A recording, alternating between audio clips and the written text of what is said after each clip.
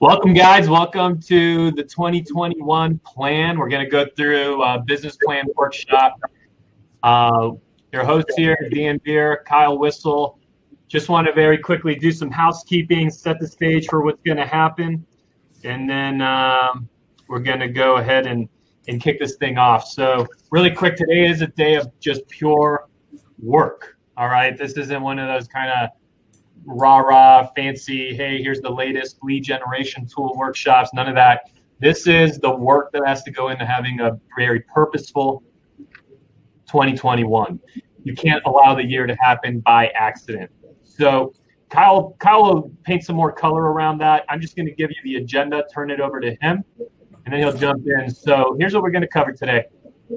And just to be clear, it is the exact business plan structure that I've been using in my business for about 4 or 5 years now. Kyle's been doing it now for at least the last year or two or something like that. And it's just highly effective because it's simple. It's simplified to a 2-pager. So we're going to go through our a core value exercise and core focus, okay? A lot of people, it's amazing how many people, the questions they have about things that they believe are broken in their business, they're not really focusing on the real issue. The real that I'm going to walk you through, called the people analyzer. A lot of people ask, how is it that your team seems to all be on the same page and moving in the same direction when I'm kind of herding cats and have people going from, it's just hard to create cohesion. A lot of people will complain. Well, the reason why is you probably don't have a subjective or as close to an objective tool as possible to understand who, we hear this term, right people, right seats, et cetera, but who is really, how do you judge that? We're going to take you through an exercise, the people analyzer. We're going to open it up to questions. So also know that during the course of the day, your input, your questions, we're going to have time embedded into the day for that. You're going to walk away with a very clear picture of your 10-year target. Okay, so where do you want your business to be 10 years from now? The reason for that is because we're also then going to create a picture for, if we're going to be there in 10 years, then where are we going to be in 3 years? And we're going to detail it out, by the way. You're going to literally know the amount of units, the volume, the listings you're going to take, the goals, what it has to look like, feel like. It's all going to be mapped out. Because if we understand where we want to be in 10 years and we give ourselves a shot at it by having a 3-year plan, well, if we're going to be there in 3 years, where do we need to be at the end of 2021? So, of course, we're going to map that out as well as what needs to be done in Q1.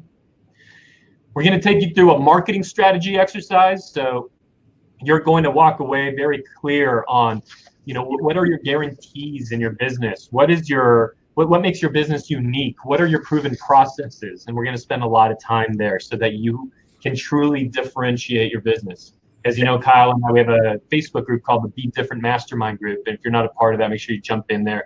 It's agents from all over the country, all different brokerages. Differentiation is key. So the marketing strategy, you're going to have that tangibly in your hands today. And then we're going to give you a few additional tools, including how to run great meetings, how to work through issues systematically. And let me just highlight something now before we even move on any further. This is equally applicable to an individual agent when it's just you, or it's just you and an assistant, or it's just you and a small team, or it's just you and a big team. The business fundamentals do not change. And you do have a team around you, even if you're solo.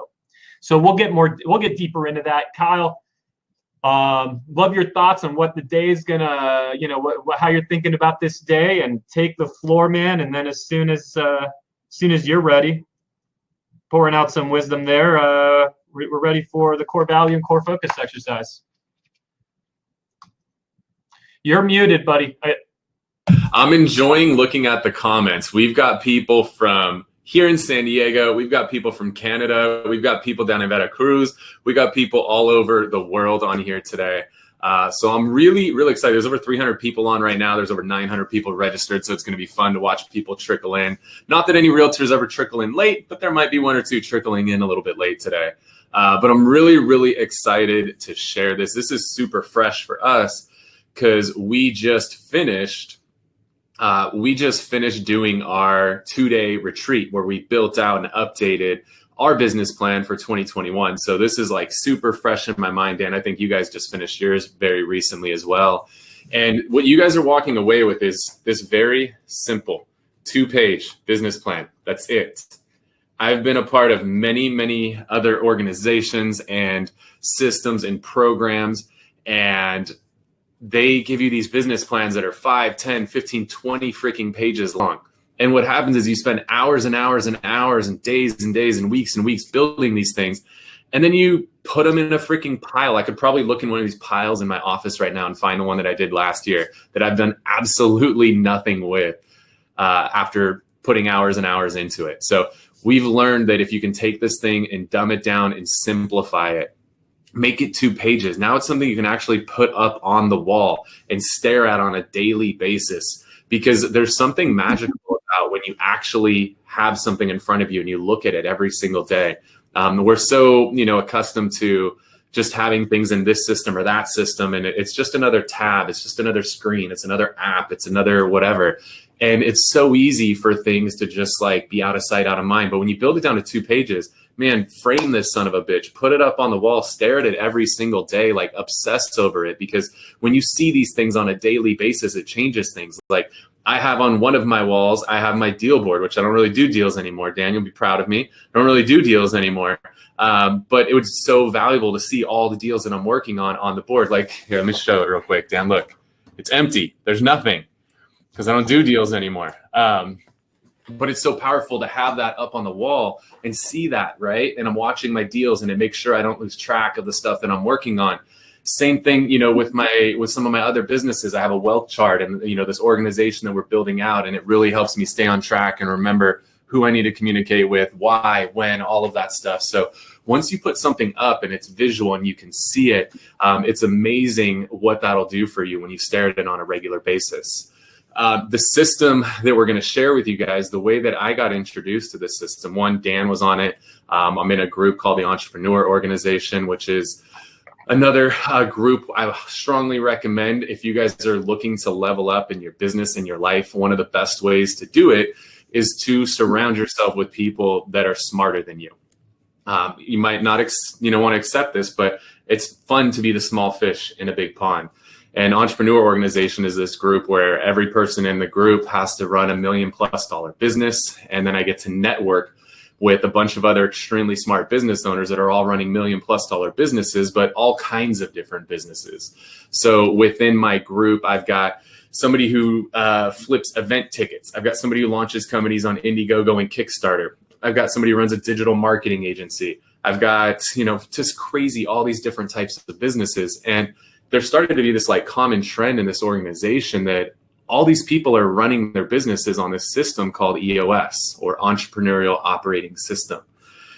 Entrepreneurial Operating System has no affiliation with the Entrepreneur Organization, just extremely similar acronyms. But EOS, if you guys aren't familiar with EOS and you want to learn inside and out, check out the book Traction by Gino Wickman. Traction by Gino Wickman.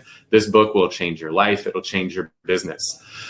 Where the magic of this thing comes in is 2 parts. One, whether you are a solo agent, a team leader, or a broker. And I would love if you guys can throw in the comments, let us know, just so we can kind of get a scope for who's joining us. There's over 300 people on here. So give us a little scope for what's your business look like. Are you a solo agent?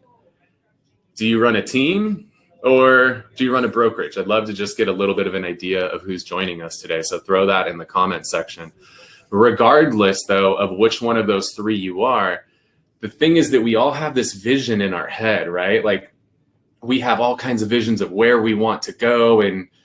But the problem that we all have is that none of us get that vision out. It's just stuck in our head and we don't have an outlet. We don't have a way to articulate that vision, whether it be to and it looks like a ton of solo agents, which is awesome. So we don't have a way to articulate that vision to those around us, right? If you're a solo agent, you still got to take your vision. You got to get it on paper, one, so you know what the hell you're doing.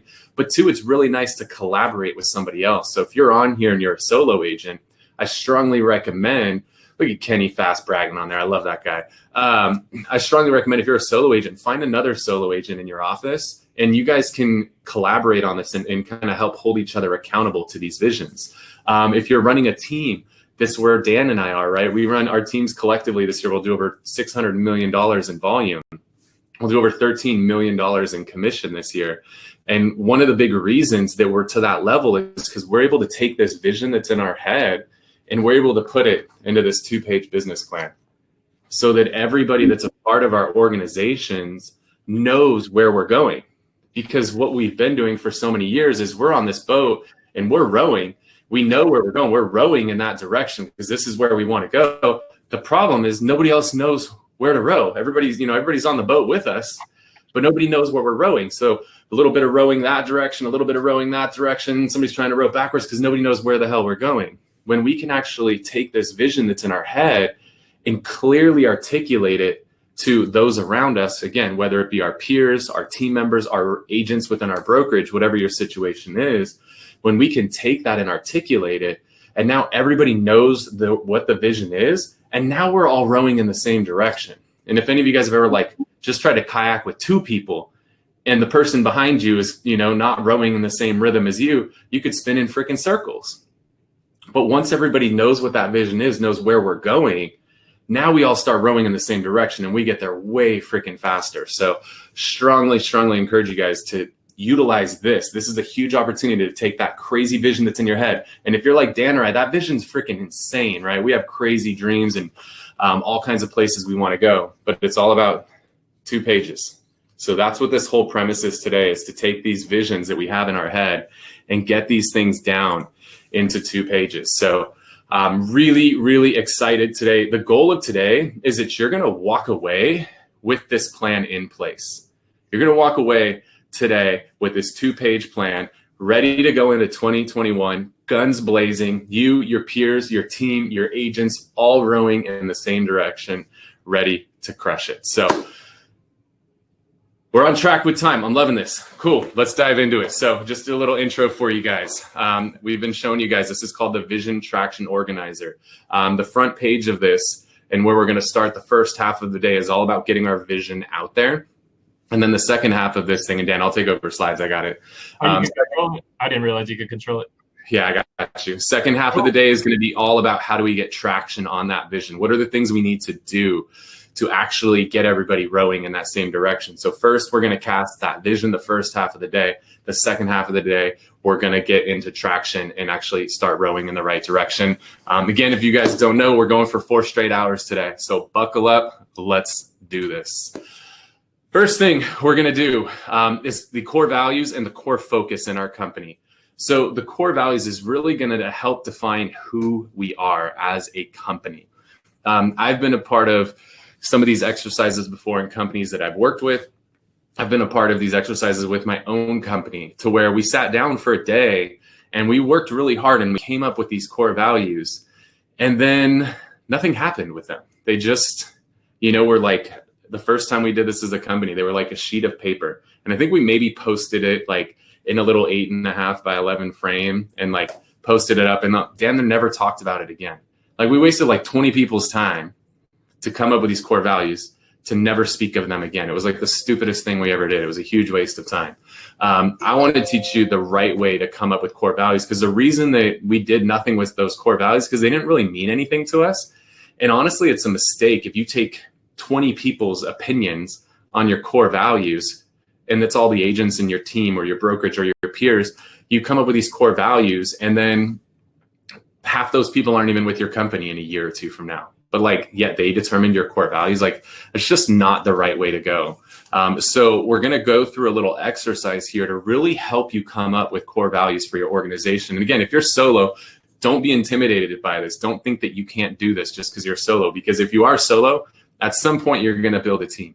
You're going to start to grow a team. And if you don't even realize it, you actually have a team today because you're not solo, right? When you put a deal in escrow, who handles that transaction? Is there a transaction coordinator that's doing it? Probably, hopefully. I pray you have a transaction coordinator. I hope you're not doing the transaction coordination.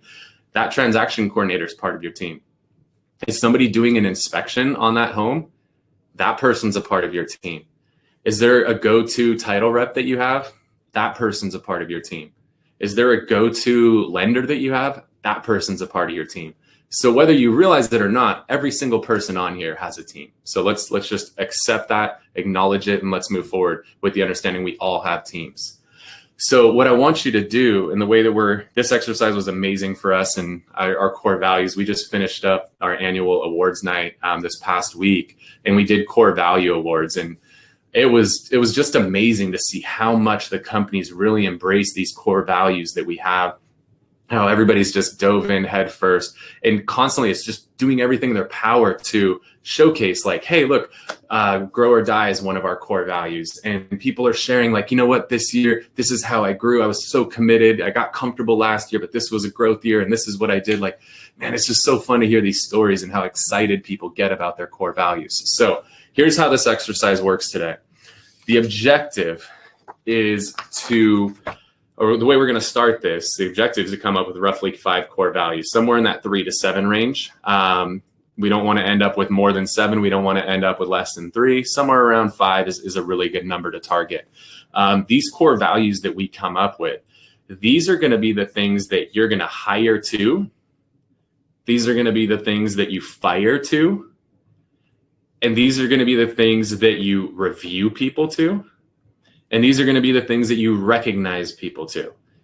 These core values are extremely important. If we get to a point, and once we establish these, we're going to go into something called the people analyzer, where we can really look at the people in our organization and figure out, are these people embodying these core values that we've established? And if they're not, they got to go. You got to fire to these core values. Because if you establish core values and you don't uphold them, there's no point having them. So again, you're going to hire, fire, review, and recognize based on these core values. And so what I want you to do is think about your organization, and I want you to think about 2 or 3 people that are a part of your organization. And I want these to be the 2 or 3 people that if you cloned these people, they would help you accomplish every goal you ever set. They would help you completely dominate your market. They would help you dominate the freaking world if you could take these 2 or 3 people and clone them. So I want you to think about, who are those 2 or 3 people? So I'm going to give you guys just a sec here to think about, who are those 2 or 3? And think about, like, what are the qualities about these people, like, that makes them that prime example of who's going to help you accomplish all of your goals? What are the things that these people do? And if you want to start writing on a separate sheet of paper, just start writing everything down about these people. What is it about them? What do they do? What do they say? How do they act? How do they interact? What are the inherent qualities that they're exhibiting on a regular basis? Just start writing everything. Just puke all over it. If you guys have a colleague who's a part of your team or a part of your brokerage that's on this with you, if you guys are watching this together, you guys can just start collaborating. Just start writing everything down. The way that we did this exercise initially is we just took a bunch of Post-it notes and just wrote all these things down, every quality about these 2 to 3 people. Again, these are the 2 to 3 people. If we clone these people, we could just build an entire organization of these people. We're going to accomplish every goal we ever set. We're going to take over our market. We're going to take over the freaking world, because these are the kind of people that are going to help us do that. So just start writing down, what are those qualities? What do they do? What do they say? How do they act? How do they interact? What is it about them that makes them special? Why are they the person that you feel, if you could clone them, that you could accomplish all of your goals? So I want you just to think about it and start writing. Just write like crazy. This is one of those where it's just a brain dump right now. Just dump everything out of your brain about those 2 to 3 people. And if that one of those 2 to 3, if you're solo, what are those things about you? What are those qualities about you that are important, that are you need to have in other people, that are gonna help you dominate the world? And just start writing. Some of you guys are gonna write 5 things. Some of you guys are gonna write 50 things. Just start writing. Just let it flow. Just open up your mind and just go with it. Just start writing all of this stuff down.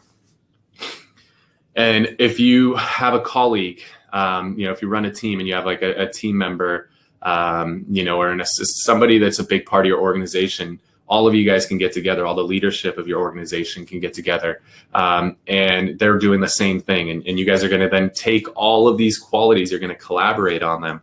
If you do it with the sticky note exercise, then you're going to take the stickies and figure out, like, well, this one and this one kind of mean the same thing, so we'll combine. a keep, combine, kill kind of thing. If you guys have never done that exercise. So I want you to get all these things out there. If there's a second person, third, fourth person in your organization that's important, they're going to do this as well. If you're a solo agent, obviously you're doing this on your own. And so you're going to go through kind of a keep, kill, combine sort of exercise and figure out now, okay, I got these 10, 15 things written down about these 2 to 3 people.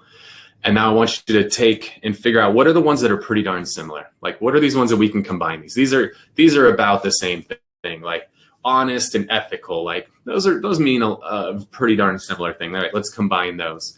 But then think about what are the ones that you could kill? What are the ones that aren't truly important? Like, yeah, like that's cool, but like if they don't do that or they're not like that, I can deal with it. It's not a huge deal. So start killing some of those as well.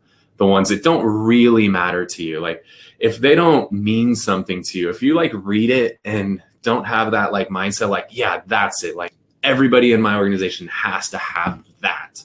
If you don't feel that way about some of the stuff you wrote down, start crossing that stuff out, start killing those. So right now, I just want you to focus on the keep, kill, combine. What can I combine together? Which ones can I keep and which ones can I kill? Because they just don't really mean a lot. Like, yeah, that's cool, but whatever. It's not a huge deal. So go through that.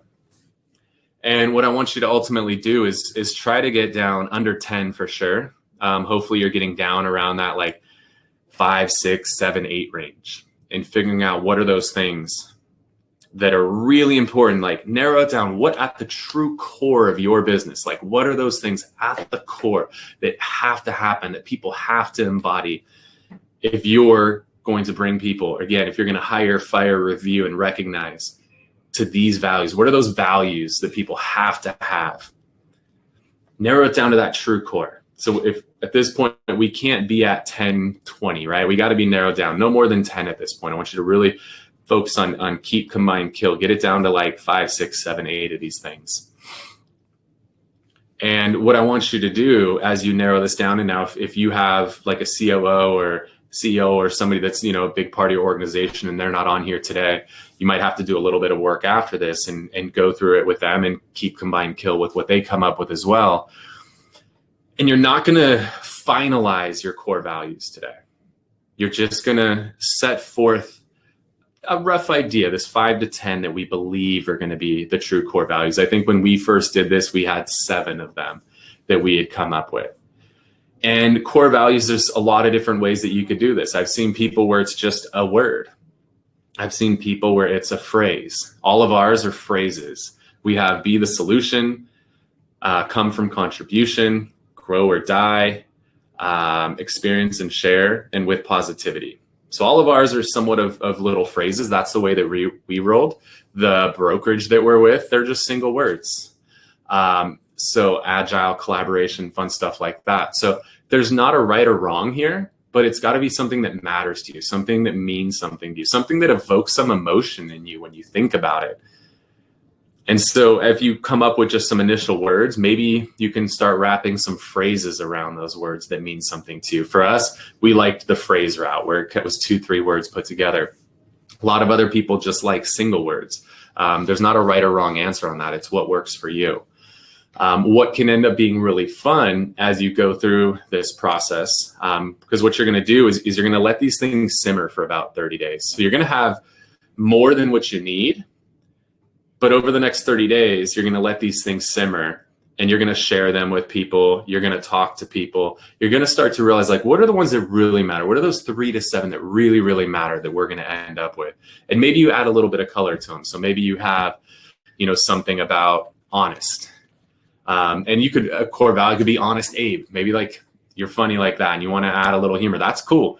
Maybe you add a little color to the ones that you come up with. But what it's all about is coming up over the next 30 days with those 3 to 7 core values that truly mean something to you, to where when you say these core values, it means something to you. It makes you feel a certain kind of way, like you get excited about it. That's what the objective is to come up with those core values. And ultimately, once you come up with those core values and you've let it simmer for 30 days and you kind of finalize it, you nail down those 3 to 5, 7 core values, no more than 7, because if you do too many, it gets complicated. Nobody's going to remember them, and it's going to be a distant afterthought. You keep it down to that number. Now we've got these amazing core values that really matter, that mean something to us, that we know if we do nothing but bring people in that embody these. For us, it's these 5 core values. If every person we bring into our organization from this point forward embodies these core values, that's what's going to take us. And what we're going to go over 1 year, 3 year, 10-year goals. This is what's going to take us to hit all 3 of those.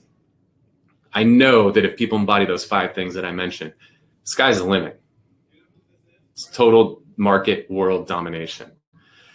So once you come up with those and you let them simmer for 30 days, so you're probably not going to do this till some point in January, maybe even February, when you roll these out to the rest of your organization. And again, if you're solo, you have an organization, your lender, your title rep, if you're in California, your escrow rep, your home warranty person, your inspector. These are all people that are part of your organization. So you're going to roll these things out.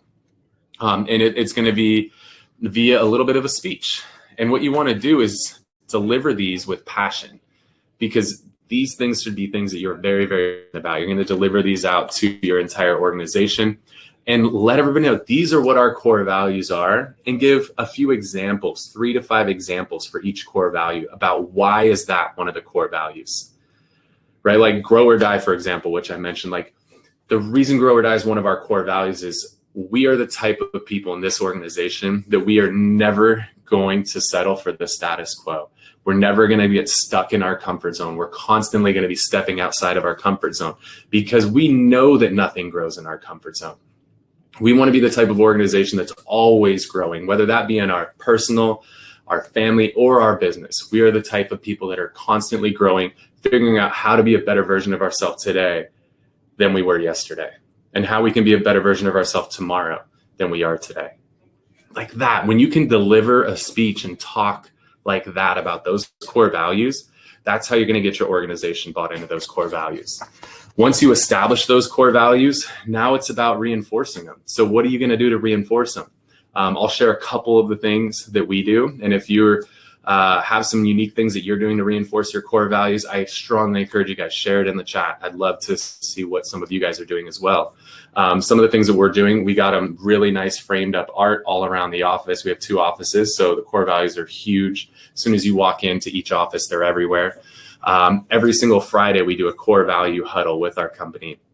Everybody gets on and either shares a core value that they've watched somebody exhibit over the course of the week, or that they've experienced in themselves over the course of the week. We'll randomly quiz our agents and ask them, hey, what are the 5 core values? I got this giant stack. Some of my team members are on here. What are those 5 core values? I got this stack of Starbucks gift cards. If they nail it, boom, Starbucks gift card right there on the spot. But it's public. Want to see who can just, off the cuff come up with those core values. We just did our company holiday party, and we gave out awards for those core values, and we let all the agents within the organization vote on who they felt deserved the core value awards. That was hugely impactful. And our internal communication system, every time somebody, exhibits core value, we'll shout them out publicly.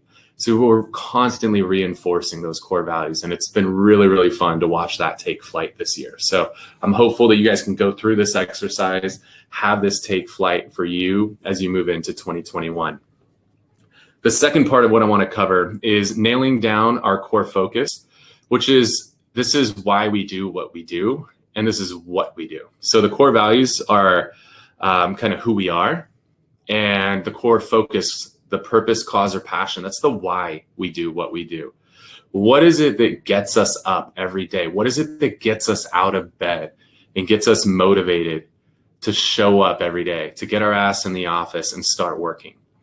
And that could be a purpose. It could be a cause. It could be a passion. It could be any one of those things. But I want you to, think about, what is it about you? What is it about? Think about those 2 to 3 iconic people in your organization. What is it about them? Like, why do you guys do what you do?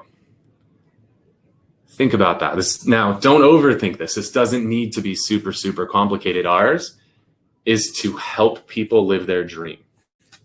Very, very simple. It's to help people live their dream. And that covers a wide spectrum of things. We want to help, people buy their first home and live or immigrants especially buy their first home. That's, the American dream for a lot of people. We want to help people sell their home. I mean, shit, values have gone up so much the last couple of years. We're helping to put, you know, hundreds of thousands of dollars into people's bank accounts, which is a dream for a lot of people. We're helping agents within our organization make hundreds of thousands of dollars and live a dream life that they've never lived before. We had a ton of people over this last year. It was such an epic year that a ton of people have dreamed about, you know, having zero debt. It's all about, like, that's what gets us up, is really helping people live their dream. So think about, what is that for you? What is that for your organization that gets you out of bed every day? What is everybody in your organization, when they wake up in the morning and they're feeling like shit, they had a long night, their kids kept them up all night, the garbage man came at 5 in the morning and woke them up before they wanted to, and the heater was, you know, didn't work last night, so they were shaking cold all night. Like, what gets you out of bed? What makes you say, like, F all that, I'm getting my ass up and I'm getting in the office, because that's that purpose, cause, or passion. So you got to think about, what is that for you? And again, this should mean something. This should make you feel something when you come up with this. If it doesn't make you feel something, if it's not truly, you're not truly passionate about it, maybe you got to think a little harder. And it could be a cause, right? Like, think about Tom's shoes. Those guys started a huge revolution, right? Every time somebody buys a pair of shoes, they give a pair of shoes to a family in need. There's a cool company called Give Back Homes, and they help build homes. Maybe your cause is that, you know, you want to help not only sell hundreds of homes, but you want to build hundreds of homes for people. It could be something like that. I don't think you're going to build a home for every home you sell, but maybe it's every 100 homes you sell as a company, you're going to build a home for, you know, a family in need. So it could be that too.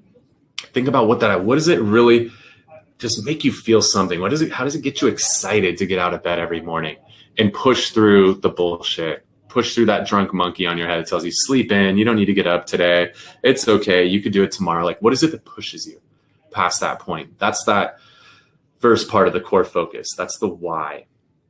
And then the last part of the core focus is the what. What do we do? And this is a statement that has to be made that really clarifies what you do.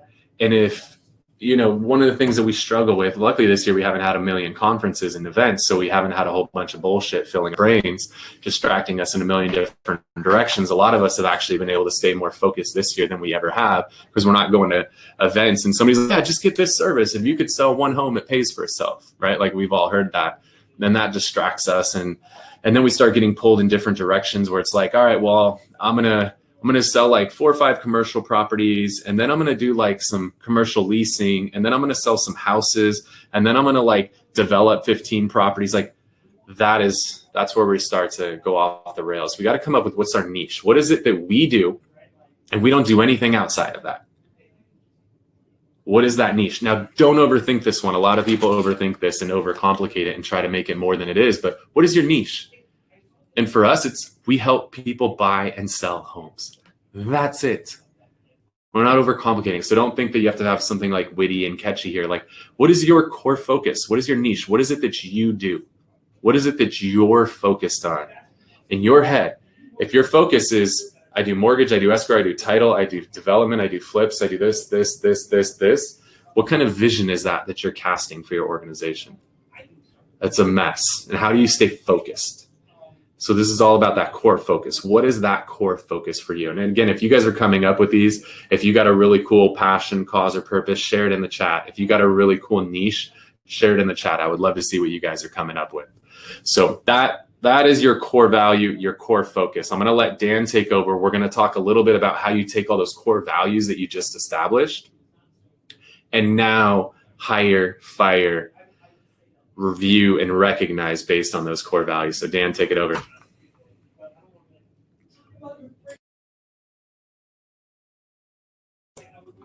You are muted, dude.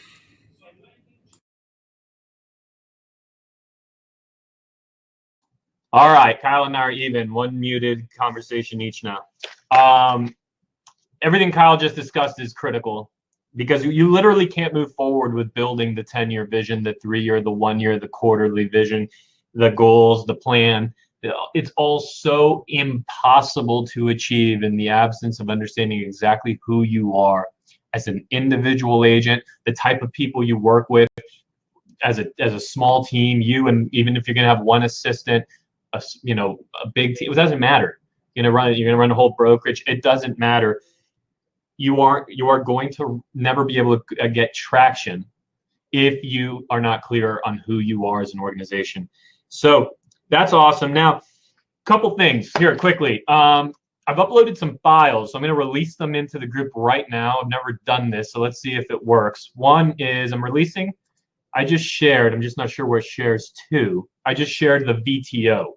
The VTO is this document that we're working through. Do you see that? Let me know if you see this thing.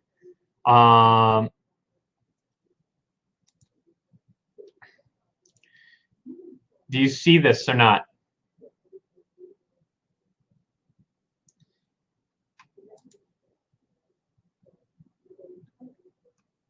Let me know in the chat. Do you see this having been dropped in? All right, cool. You guys all have it. Awesome. So that is the VTO. Now, in addition to that, that's what we've been working through. We're actually going to step away from the VTO for just a minute. I'm going to give you another tool that I'm about to share in, and this is going to be an exercise that we're all going to do together. So what I'm sharing with you right now is the People Analyzer. The People Analyzer. So that's the one you want, and this is going to guide us through this next section. So let me see. Right here. All right, if you didn't grab the VTO, I'll share it again after this section. Apparently, I can only share one file at a time. So you should be able to see, hopefully, the People Analyzer now. Do you guys see the People Analyzer?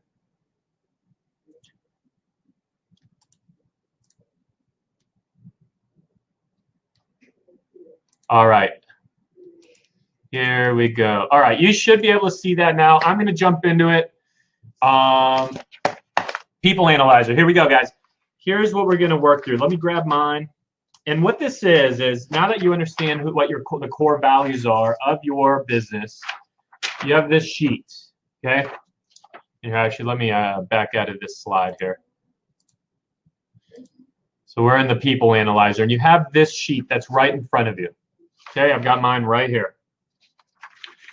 And the way it works is this is the exact tool document. Again, when anybody is asking, how are you guys so in sync with what you're doing? Why does everyone seem to fit? Why do you rarely have distractions? Here's why.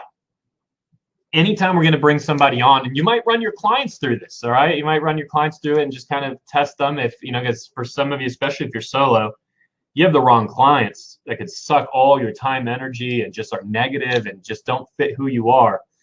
Why don't you give yourself a very objective way of judging that, okay? Or as close to an objective way. There's always going to be some subjectivity here.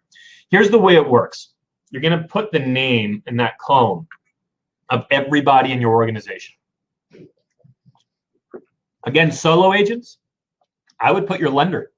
I would put your title person, your escrow person, your insurance person, put them down, because these are the people that you're working alongside. I would put your broker, right? The person that's supposed to be there supporting you. Put everybody that impacts your day-to-day business, put them down right there, right under that name column. Starting on the top, okay? So if you're looking at my document here, starting on the top, all along here, you're going to list out first each one of these little vertical lines. You're going to put out one of your core values. So each core value in one of those verticals up at the top. And so here, I'll give you an idea of what mine would look like. Mine would say gritty, learning-based, everyone a leader,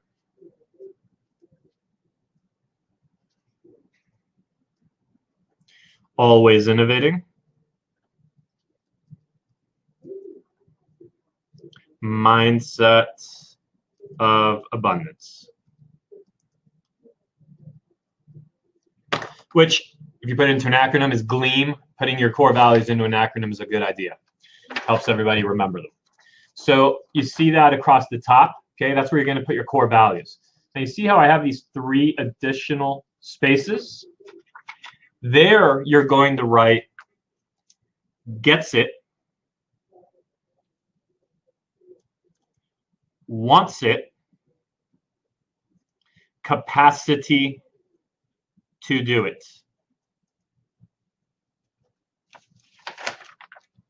Okay? So again, everything to this point here was my core values, and then I wrote gets it, wants it, capacity to do it.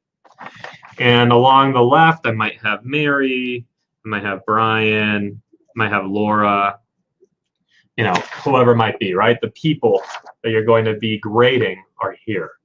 All right, so assuming everyone is following along with that, here's what we now do, okay? Here's what we now do.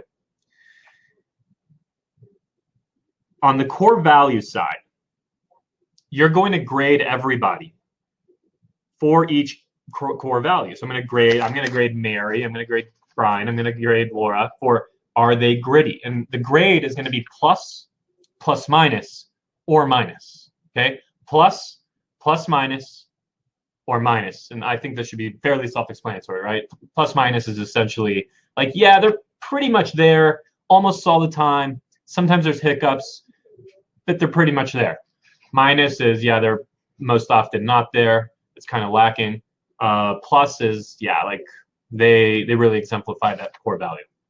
So you're going to go plus, plus minus, or minus, and you're going to grade each of these people for each of those, in my case, 5 core values.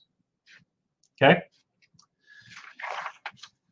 You're going to now have to settle on something that's called the bar. And this is where each organization is a little bit different.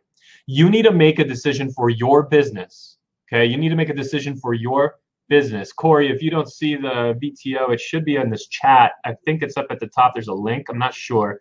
Maybe to anybody who's already, or not the VTO, excuse me, the people analyzer. If anyone who's already found it could maybe just type where you're seeing it on your end, that'd be great. But anyway, you have to decide if in your business, how many plus minuses and how many minuses do you tolerate? And that becomes the bar. So you may decide that, you know, in my case, I have 5 core values. Maybe we decide we're willing to tolerate 2 plus minuses, but we're not willing to tolerate a single minus. Or we're willing to tolerate 1 minus, but only if there's no other plus minus, right? Like, so you just create your own bar. For us, we're not willing to tolerate a single minus. We're willing to tolerate 2 plus minuses, so long as there's another 3 pluses, right? That's our bar. You're going to set your bar, but I would encourage you to not allow much more than that, like much more than, hey, 2 plus minuses, much more than that. I don't think it's the right person. And you're essentially getting a tool that very visually, very clearly tells you, is this, the link just shared by Chuck McGuffey, I'm pretty sure is the VTO. And what I'm sharing here is this document. So hopefully everybody sees the people analyzer. If not, just take a screenshot of your screen. This is a simple document to recreate. You can also Google and find it. It's EOS, the people analyzer. All right. So, you know, I might go through here and say, okay, well, Mary is, yeah, she's very gritty. Plus, learning based, absolutely. She's always reading books, go into this, you know, like just reading articles, everyone a leader. Yeah, Mary goes out of her way to do things that are way outside her job description and just consistently adding value and setting examples. Like, she doesn't wait to be granted the title of leader to lead. Awesome. Always innovating. Yep. She's always proposing new ideas, blah, blah, blah. And I'm going to grade her. So maybe she was all pluses. Maybe Brian was plus, plus, plus, plus, minus, plus, minus. And maybe Laura was plus, plus, plus, plus, minus, minus. Okay, so if that were the case, this tool just told me very clearly that we have to have a conversation with Brian to get these 2 plus minuses improved, make sure they never drop to minus. And we have to have a conversation with Laura where we're going to go into a 30-day improvement plan. And if there's no improvement after those 30 days, and if we can't bring that minus up to a plus minus, then we're going to unfortunately have to part ways with Laura because she would no longer fit she would no longer fit the core values. She would no longer fit what makes a great member of our team, or in your case, a great member of your support team, right? Your broker, your title person, your lender, your insurance person, your inspector, your anything, and all the people that are impacting your business, your transaction coordinator, all of them. Okay, so that gives you a very clear picture there. And again, anytime that someone falls below the bar, you're going to have a conversation. It's called a performance improvement plan. And I literally have this like with my lender. Okay, I fired a lender once because of this tool. So it doesn't have to be someone that's on your team like traditional sense. It's if they do not fit your core values, they might be great people, they just don't fit your core values. Okay, if they fall below the bar you've set, you have a conversation, 30-day improvement plan. If they can't get it to where you need it to be, then you have somebody that you objectively just need to let go, period. Now, let's go back here. You remember that we also added gets it, wants it, capacity to do it. Gets it, wants it, capacity to do it. So let's talk about those, because these are going to be graded differently. Those three are just simply graded yes or no. Yes or no. And on these three, they're not like the others where you can tolerate a plus minus, or if you decide to tolerate a minus, that's on you, but that's your choice. Gets it, wants it, capacity to do it are completely non-negotiable. Must be yes, yes, yes. A single no, you cannot have. The reason why is, let's define what these things are. Gets it. Do they understand the job? Do they get what the job is? Do they get what they're really trying to accomplish in the job? Or do they kind of not, do they have a tendency to either not really understand a piece of it, or not kind of look below the surface and get what the real point of the job is? Okay, do they get it? Do they want it? That's the next one, wants it. So they might get the job, but do they want the job? And I'm not talking, do they want the paycheck, or do they want the, to be on a cool team, but do they want that job? They might be a great core value fit, right? So when you hear about right people, right seats, that first piece we did with the core values, that's about right people. Now we're doing right seat. Gets it, wants it, capacity to do it is all about right seat. So do they want the job? Like, really, do they want it? Or do they just sort of take the job? Was it just simply convenient? Was there some other reason? And then finally, capacity to do it. They might get it. They might understand what it is. They might really want it, but do they have the capacity? It could be the mental capacity.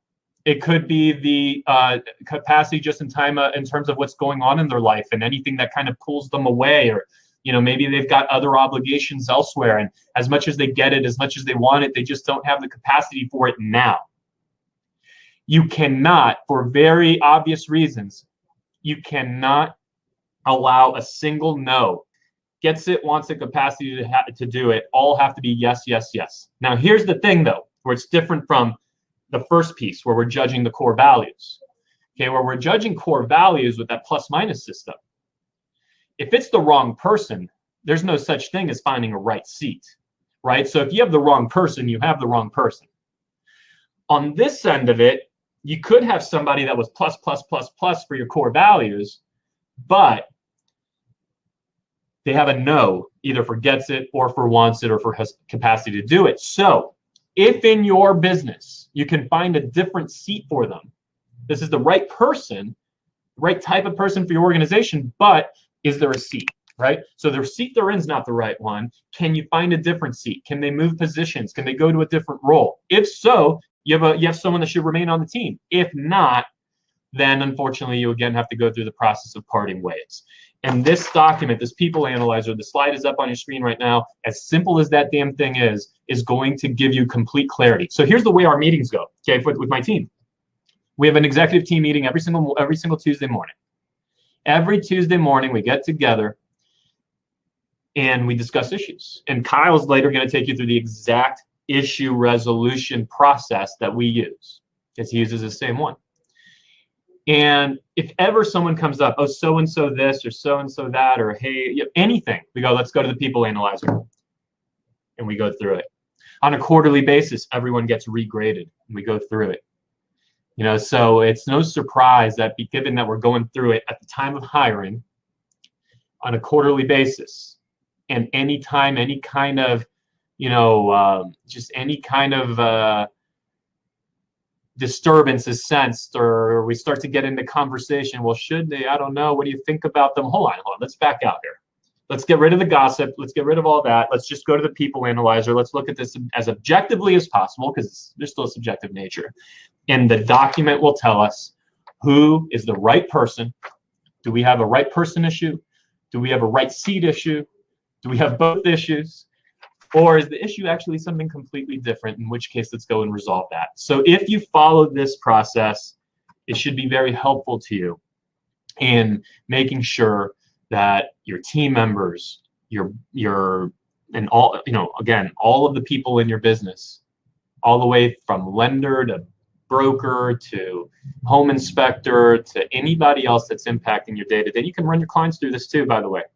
You can run your clients through, because God knows we all have clients that we should have been firing. We didn't fire them because we were afraid of losing the business. We didn't really have an understanding of how much time suck that is, to have somebody that just is, you know, sucking all the energy and life out of your business, and we're afraid of getting rid, right? So if you were to bring them here, you might get a more, like a kind of a colder, more objective look at it. So yeah, Paige, you're exactly right. It is simple. That's the thing. It's like, it's simple.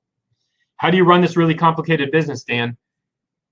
Well, I run it in a really simple way, right? Like that's what it always boils down to. It just is simple. And it has to be. That's why we're going to build this two-page business plan.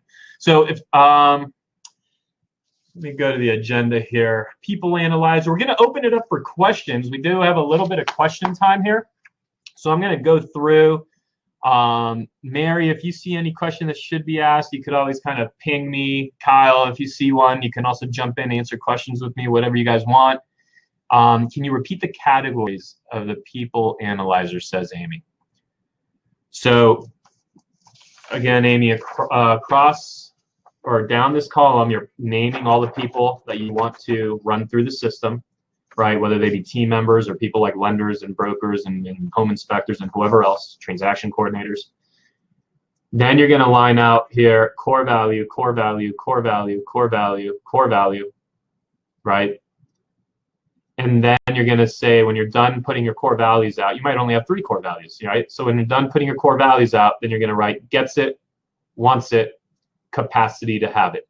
Excuse me, capacity to do it. You're going to grade your core values on a plus, minus system. You're going to grade gets it, wants it, capacity to do it on a yes, no system. That one is simply yes, yes, yes, yes, yes, yes, yes. Actually, I'll give you a no here, yes, and yes. And just to illustrate the point, in this example, even though Mary had all pluses, but then she had a no here, she doesn't want the job, Mary's in the wrong seat. So we have a right person, wrong seat. So we either have to find a new seat where Mary fits the job description and the needs of that position. By the way, don't go creating positions for people. Go to the needs that your organization has, and then see if somebody in the organization fits the need. And so she would be in danger of having to leave the team because she doesn't want the job she's in. So we would have to find her a new seat if one's available that fits. On the other hand, Laura, she gets the job, she wants the job, she has the capacity to do the job, but she falls under the bar, because in our business you can only have, and this again is the thing you decide, each of you decide for your own business. In my business, 2 plus minuses is as bad as it can get. She's got a plus minus minus. That means we have a 30-day improvement plan with Laura. By the way, these are not real grades, right? Just so you know, these are 3 of our very best people. But anyway, she would go into a 30-day performance improvement plan. If we don't see the improvement, there would be change. Okay. Here's the question that we had earlier while you were, how do you develop a 30-day improvement program? So the 30-day improvement plan, whoever asked that, thank you, Mary. The 30-day improvement plan is just a simple conversation. Okay. And you can Google like a performance improvement plan. You'll see all kinds of worksheets. And essentially it's just documenting, hey, here are the problems we're seeing. Here are the things that you're doing really well. Here are the things that we need to see improved by this date, right? And you date it 30 days later. Here are the things that we're going to need to see improved by this date. Here's how we'll measure them. And then we'll come back for a conversation and see if we've gotten there yet or not. If we have, then great, we're back on track. If we haven't, we have to have a mutual conversation about essentially offboarding it. It's not a threat. It's a plan. We've had those plans with people and it's worked out great. We've done those plans with people. It's not worked out so great. Though, to be honest with you, that's the most common, especially when you're because the core values, when it comes down to it, the core values are about who these people are. And it's very hard to change people, right? Who here has ever successfully changed somebody? It's hard to do. So, all right, I'm going to just skim through here. Does their capacity to do it really change? Gregory, so he said, does their capacity to do it really change? It can, Gregory, it can. So the mental capacity, that's harder to change. But let's imagine that all of a sudden somebody, something in their personal life makes it so they have to relocate to a different city out of San Diego. And based on that particular job, that takes away their capacity to do it. Let's imagine that they get it, they want it, but they fall into drug use. I don't know, maybe that reduces the capacity to do it. Let's say that, it's something's going on in their life and they just aren't sleeping. All right, so they literally show up on an hour's sleep for a straight month. They don't really have the capacity to do it. So things can change in that regard. Hope that makes sense. I'm doing a little time check. And we're good here. I've got a few more minutes here for questions, so I'm going to skim through. And the next thing we're going to go through, guys, and Kyle, if you're there, we might be able to move on early here and tackle that 10-year target. But you're like not talking enough, Dan. This is like backwards from what it normally is with you. Yeah, you give me enough shit for long enough, and I try to change. So I'm changing my capacity to do it. See? See? People can. All right. What other things do you have people go through? Do you have them do a DISC or other profile tests? So Christina is asking, do we DISC people, all that? I would assume you're asking when they onboard to the team. I believe we do. And the reason you see me that hesitant to answer the question is I believe we do. It's part of just the application process. But other people have different philosophy. For us, it's something we pay attention to for like 3 seconds. Like we look at it, we go, oh, that's interesting. And then we move on and we start talking to them, interviewing them, figuring out who they are. And we go through, we lean a lot more on our experience. But let's also qualify that. We've hired, I don't know how many, people that have come on the team. Like if you want to include agents plus staff, it's probably well over 100 people now over the years. So given that fact, we have more experience in figuring out and sensing who's right, who's wrong pretty quickly. I would absolutely encourage you to pay more attention to that than I am or than my team is at this point. Do you have several team members use the analyzer when considering someone?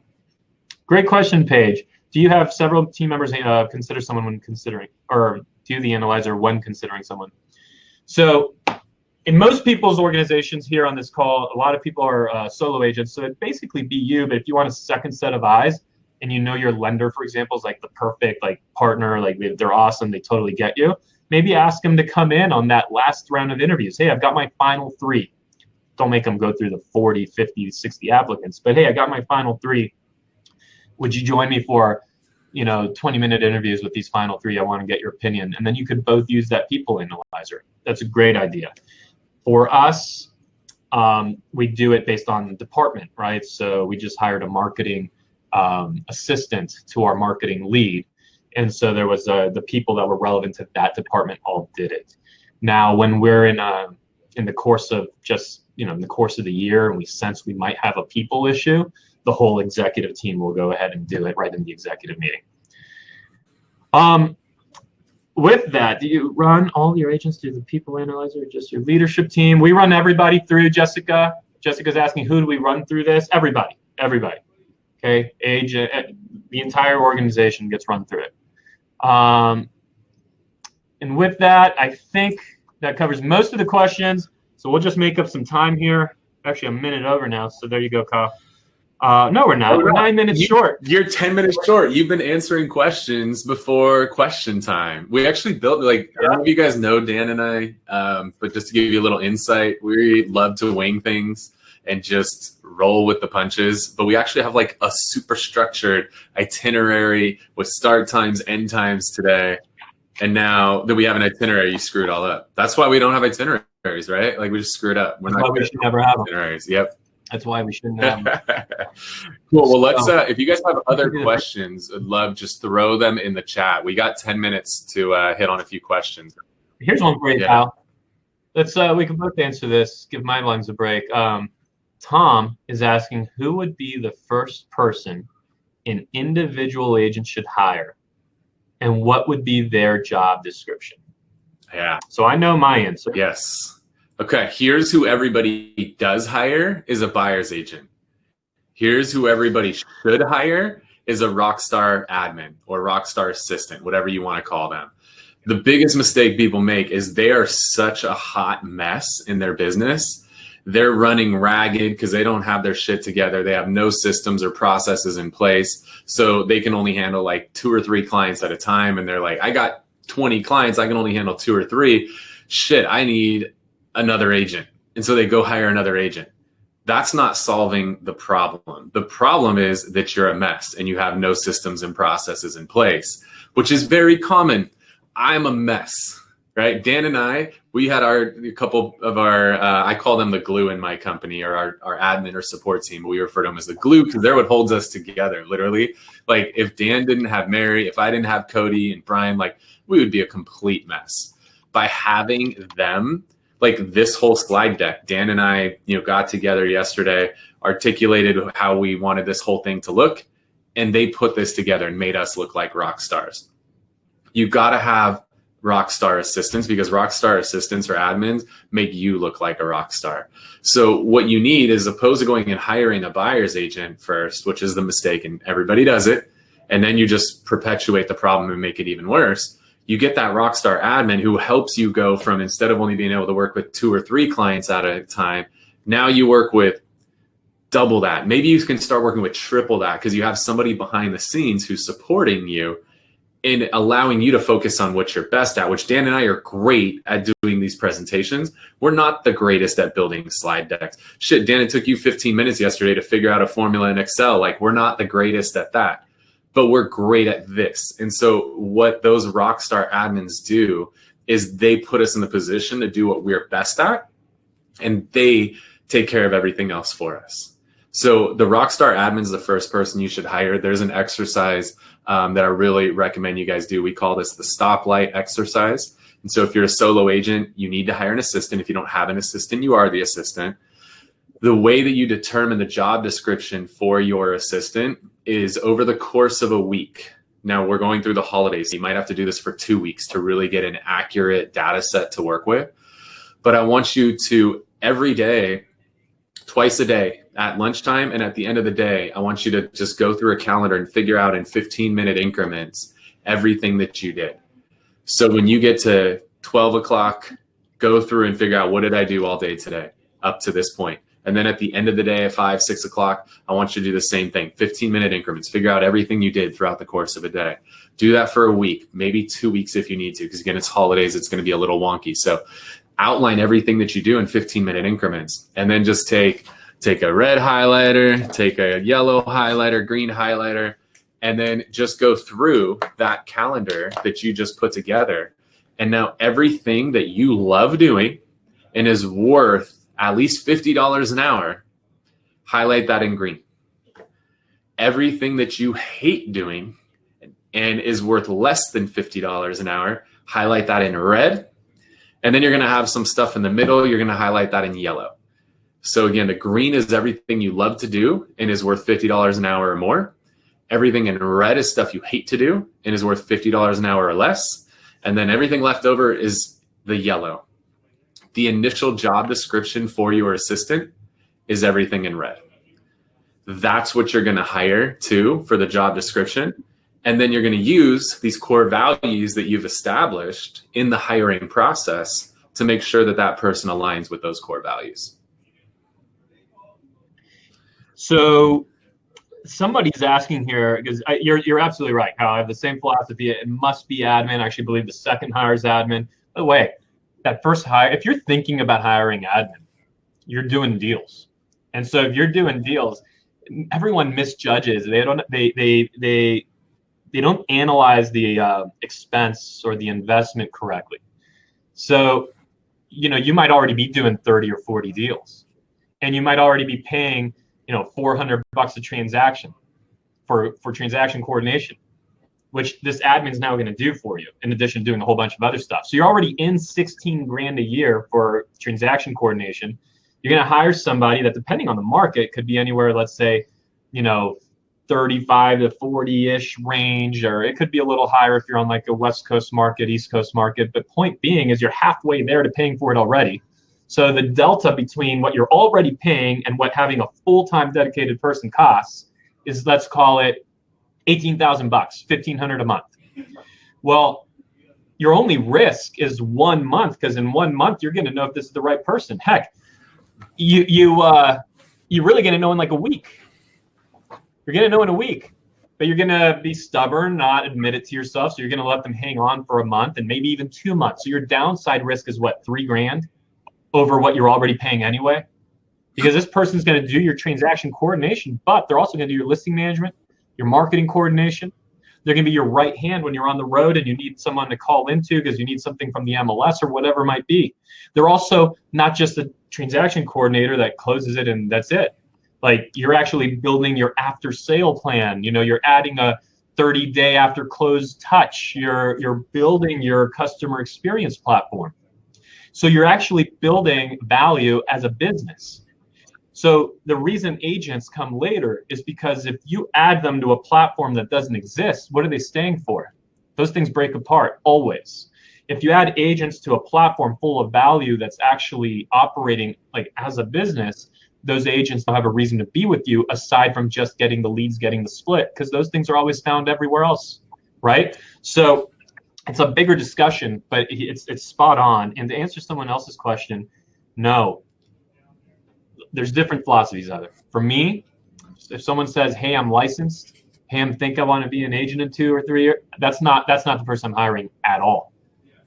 I am hiring people that are committed, dedicated to, passionate about, and want nothing more than to support a great organization, to grow, to have a career, to build, but that are just that person, right? They are the support person. I'm not interested in somebody that is trying to like do agent stuff on the side. That's somebody that has.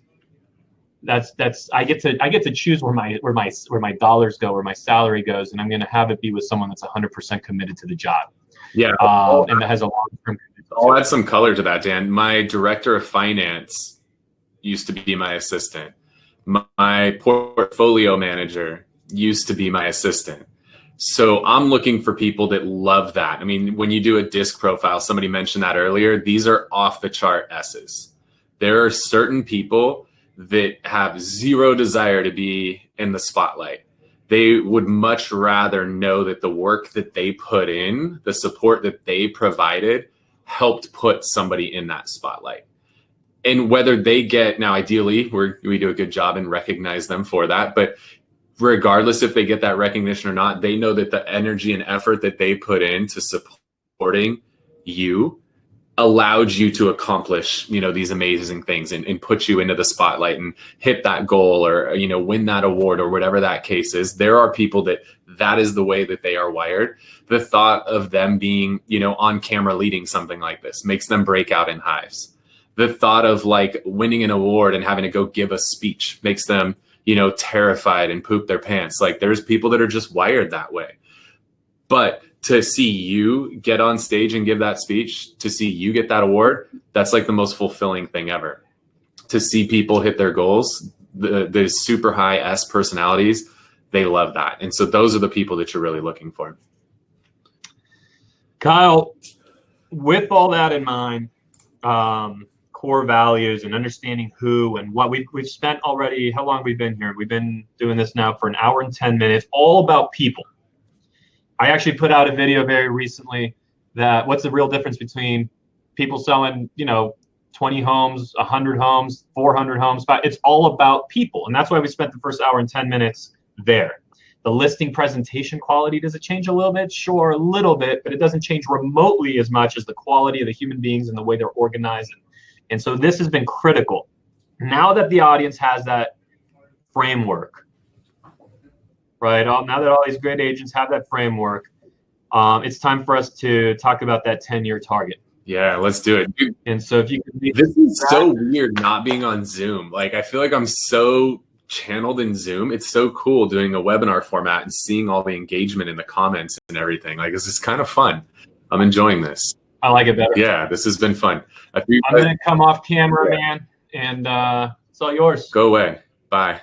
All right, cool. So what we want to dive into next is we're going to start to cast a vision for where it is that we're going to go as an organization, because we've nailed down who we are. We've nailed down why we do what we do. We've nailed down what we do. So where we're going to start to shift the focus is to the vision of where we're going to go with our organization. And we're going to start way out here at this big 10-year target. We're going to start, very, very far out. And as we start to go through this, we're going to start with a 10-year target. And then we're going to get to a 3-year picture and a 1-year, right? We're going to start Y, and then we're going to get to quarterlies. Then we're going to get to weeklies. So we're really going to work our way through this funnel. But we got to start with what is the big badass vision? What's the BHAG, as a lot of people say, the big, hairy, audacious goal? What is that BHAG in our business? What is that ultimate goal of our business? And when we think about it, a lot of you have probably heard of the acronym SMART when we talk about goals. We have to have SMART goals. So a SMART goal, S, stands for specific. We can't just say, like, we're going to be the best real estate team ever. Like, well, what does that mean? Was that the one that your mom voted on? Was it the one that the Wall Street Journal voted on? Was it the one that Inman voted on? Like, what does that mean? We got to be more specific. The M stands for measurable. So what is that? Is it we're going to be the best? Okay, is it we're going to rank number 1 in the county, number 1 in the state, number 1 in the country, number 1 in the world? Like, it's got to be measurable. Is it we're going to sell a ton of homes? What does a ton mean? Does a ton mean 2,000? Does it mean 20,000? So it's got to be measurable. It's got to be achievable. There's got to be, we've got to actually have the power to accomplish this goal. It's got to be something that's a realistic and achievable goal. The R is, again, realistic. Can you realistically achieve what you've set forth? And then T, timely. When do we want to accomplish it? Well, the good thing of a 10-year target is the T is handled for us. So now we got to think about the specific, measurable, achievable, and realistic side of establishing that SMART goal. So it's got to be, what is that goal? What gets everybody passionate? What gets everybody excitement, energized? Everybody in the company rallies around. What is this 10-year target? What is this thing that we're all rowing towards? It's like, right, we just had the North Star, right? Wasn't that the 2 planets aligning created a North Star? First time in 800 years. That's kind of cool. What is that North Star in your business? What is it that everybody is going after? And so think about, what is that for you? What is that 10-year target? This is one of those that, it should make you uncomfortable to think about it, but it should also make you excited to think about it. So if you're a solo agent right now and you sold 5 homes this year, awesome. We're not going to set a 10-year target at selling 10 homes, all right? Like, that might be our 1 year, right? Like, this has got to be something really big, something that really moves you, something that moves everybody in the organization. Depending on where you're at in your business, it could be that you want to accomplish something that's never, ever been done before. So you got to think, what is that for you? Realistically, does it need to be exactly 10 years? No. it could be anywhere from 5 to 10 years. So depending on your age, right? Like I'm in my 30s. Some of you might be in your 20s. Some of you might be in your 70s that are on the webinar right now. That's fine. So we're going to have different timelines. If you're in your 20s, maybe it is a 10-year goal. Maybe it could even be more than 10. You know, if you're in your 70s, maybe it's more like a 5-year goal. That's fine. There's not a right or wrong here. So yes, it says 10-year target. It could be 5, it could be 7, it could be 10, it could be 12. That's fine. But what's that BHAG? What is that ultimate goal in your business that every single person in your organization gets excited about? Everybody is energized. Everybody wants to hit this. Everybody is motivated by this. Everybody is pumped. Everybody knows this too, right? This is why we're putting this onto our VTO, is we got to make it very clear, because I've had this vision in my head for a long time in my organization. Nobody knew of it. Not even my leadership team knew about it, let alone my agents knowing about it. So what does that 10-year target look like for you? I'll share mine. You can copy if you want to. But my 10-year target is that we are running a real estate company that does $1 billion in sales volume and does it at a 20% profit margin, which therefore nets $5 million for those of you guys that are math whizzes and figure a 2.5% average commission. So that is a part of the 10-year target. The other part of it for us is that we also have all of the ancillary pieces of the transaction in place. That's mortgage, that's title. In California, that's escrow, that's home warranty, and that's natural hazard disclosure. We have all the pillars in place as well. So not only are we running $1 billion organization, we're also not just getting one slice of pie, we're getting the entire pie. That's our BHAG. That's our 10-year target. And as I know some of our agents are on here, so you guys are sneak peek when we roll this out to you guys the first meeting of the year. Now you guys know that's the 10-year target for our company. So what is that 10-year target for you? And when you think about it, again, this has got to be something that's got to move you. This has got to excite you. And it's got to also excite everybody else, because how is this going to excite my organization? This shit's never been done before. Nobody in our area has ever sold $1 billion in sales. Like, that's never been done. Not here in San Diego. I don't think it's been done in California. I've seen a couple teams, shout out to those few teams that passed $1 billion this year as a brokerage. I don't know if any teams have broke that $1 billion. We want to be that team to break $1 billion. That's exciting. When you start talking about doing $1 billion in business, that's pretty freaking sexy, right? That's exciting. That's something that people can get behind. That's something that people can rally behind. Like, our 1-year goal this year was to surpass 450 sales. And when we hit that, we're going to Cabo. That's exciting. You can get people behind that. People can get pumped up. People can get enthusiastic about that. So what is that 10-year target for you? What is it that everybody in the organization knows and is excited about? And it's a SMART goal: specific, measurable, achievable, realistic, and timely. So come up with that 10-year target. I'd love to see some of those 10-year targets in the chat. So I'd love to see what you guys have going on. Hey, Kenny, I think you got to take your team to Cabo. Sorry about that, but I think you can afford it. So what is that 10-year target for you? I'd love to see some of you guys throw it into the chat. Everybody's excited for Cabo. Can we even go to Cabo? Like, I don't even know if we're allowed to go to Cabo right now.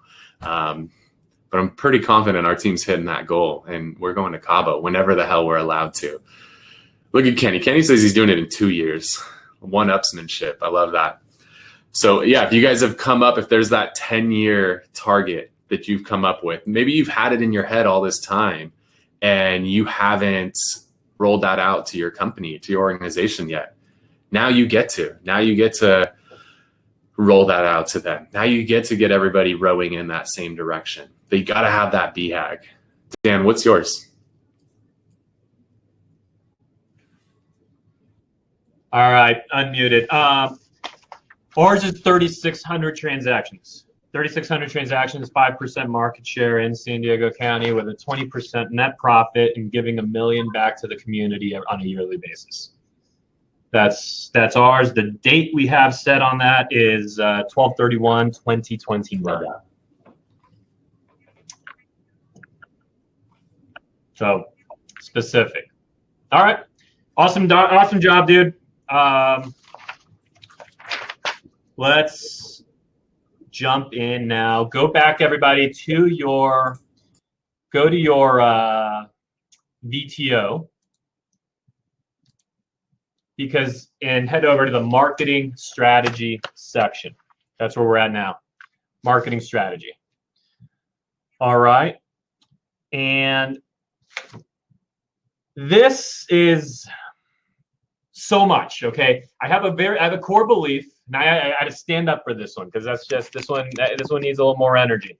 I have a core belief that real estate, in terms of the where this just think about where the industry is headed and what's going on and what's happening in terms of the agent role, okay?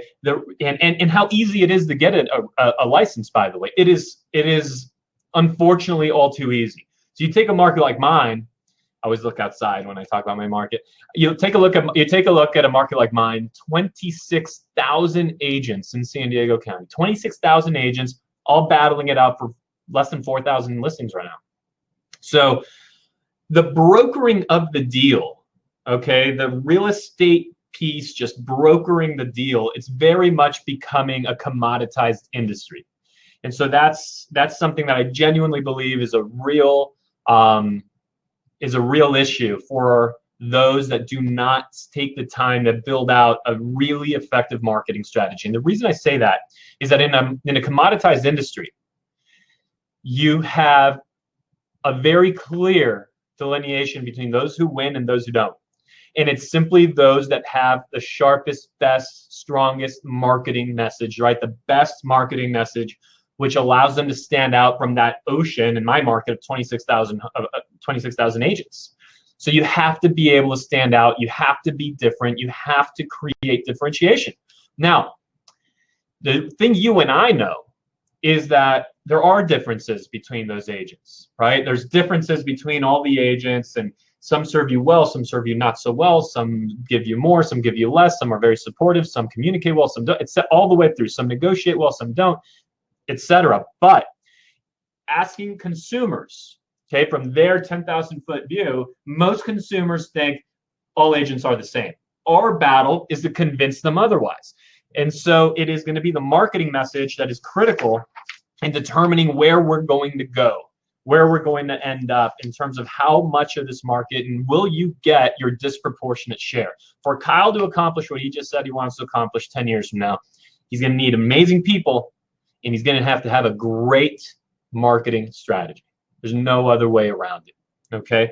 So with that, it all starts with the target market, okay, the list. The target market, and you're going to write yours down. I hope you guys are working on your VTO literally here alongside me as we're working. The target market, or the list, is essentially you just simply declaring, here's who we and where we focus on. It's you getting very intentional on what your market is, because there's a very old adage, right? A very simple, a really important piece of wisdom in marketing, in business, which is you have to have a message to market match, right? The right message to the right market. To do so, you have to understand who your market is and be clear on it. It's hard to have it be everything and everybody. So for us, as an example, Beer Home Team, we focus on homes priced between $500,000 and $2 million in middle to upper middle class neighborhoods with close proximity to a major highway or freeway. Now, when you're building out your target market, okay, does that mean, I'll repeat it, $500,000 to $2 million homes in middle to upper class middle neighborhoods within close proximity to a major highway or freeway? So does that mean that if I get called out to, does that mean that if I get called out to the $2.9 million deal that we just closed in the country club right over here, stone's throw away from my office. Does that mean that we're not going to do it because it's over $2 million? Of course not. We're absolutely going to do it. But it's a guide, right?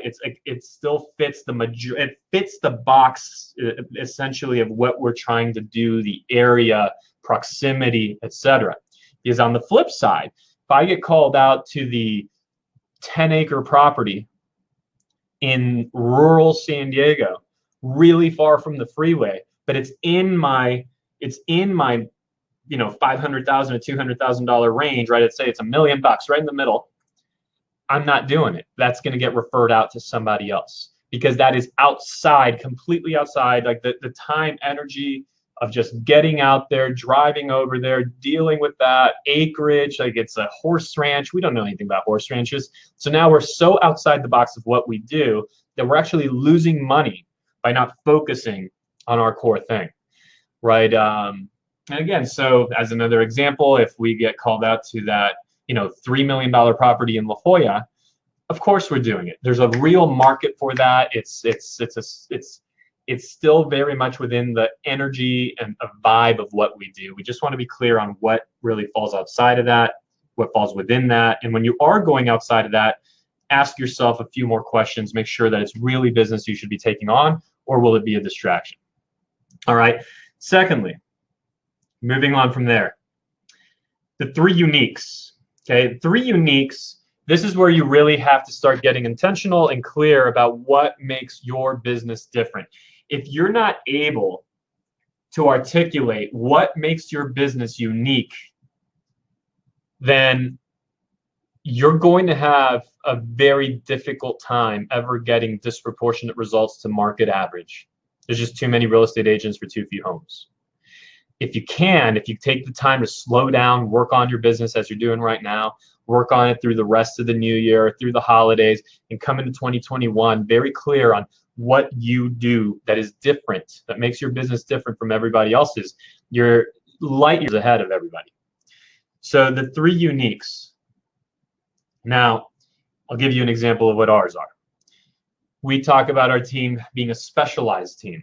So what makes us unique is that while, traditionally an agent's wearing 10 different hats trying to do 30 different things, on our team, because we're specialized, right? Like somebody only does this, only does that, we have transaction coord managers, we have the listing manager, we have our operations person, we have our marketing person. So everyone is so deep in their lanes, so professional in what they do, that it allows us to do it at a much more proficient, much more professional, much more effective level.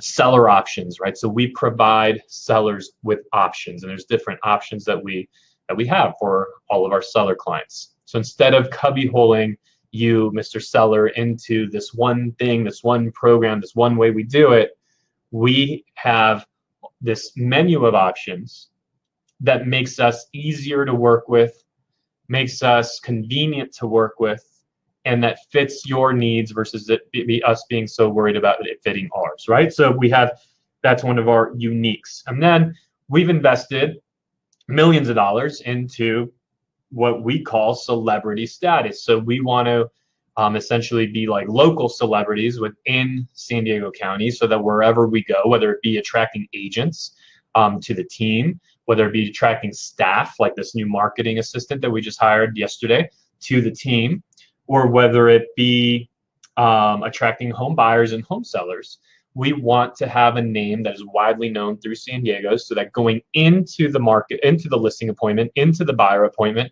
we're already at an advantage versus anybody else, because there's a degree of familiarity with us, even if the home buyer, home seller hasn't ever met us or met the person or whoever other agents we're competing against. So those are the 3 uniques. What are the unique things about your business? Okay, that's really something you want to focus on. That is something that you want to make sure you're able to articulate, make sure you're able to answer. The proven process section. The proven process section, let me grab here a quick little glance at something. Good, all right. Just want to make sure how much time I have with you on this section, which is great. We have, be able to get through all this. So proven process is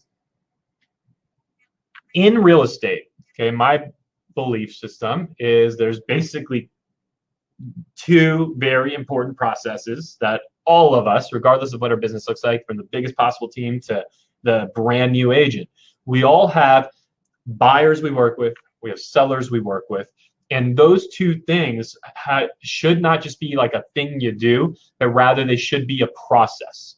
In the system, in the model that we work with, the reason we can win listings at such a high rate, the reason that so many buyers are ready to sign our buyer broker agreements, right, and work with us on an exclusive basis, the reason that we can win enterprise style, or not style, but enterprise sized accounts with some of the biggest lead providers in the country, is because we can articulate an illustrated, proven process. And so the challenge that I would put in front of you for 2021 is to make sure you don't come out of the year, and frankly, I would put this as one of your goals for Q1, and Kyle will talk about rocks a little bit later, which is when we focus on Q1. I would make sure that if you don't have a one-page, simplified and illustrated depiction of your process, your seller process, your buyer process, I would make sure that that makes it to your Q1 goals. We cannot come out of Q1, any one of us, without that in place, because allowing yourself to articulate it that easily and to illustrate it, right? Just like this is so effective because it's a two-pager. A 50 slideshow listing presentation versus a simple depiction of a very intelligent, smart process that you're going to walk your clients through and you are going to be able to execute every single time, is priceless. And of course, if you have different options for them and different systems and different opportunities, a menu of outright, then each one might have its own. But to keep it simple, your listing process, your buyer process, it should all be documented. And here's then the trick. And it's one of the best things that we've ever done in our business. You name it. And it's that simple. The power of naming things. Congress understands this, right? Like the Jobs Act. If you think about the way they name their bills, the name itself is so powerful that it sways people to agree or disagree. Congress understands that very well. Presidents understand that very well when they're backing different bills, right? So this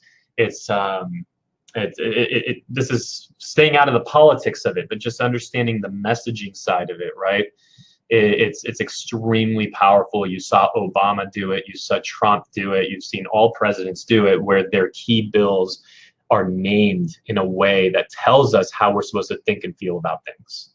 So the same thing has to happen here. The reality is a lot of agents actually have really good system for how they sell a home or how they help buyers, but very, very few have ever named it. So you and I, your system could literally be better than mine, but because mine is packaged, illustrated, and named, it's so much easier, so much more tangible for the consumer to just connect with it, to buy into it, and to choose it.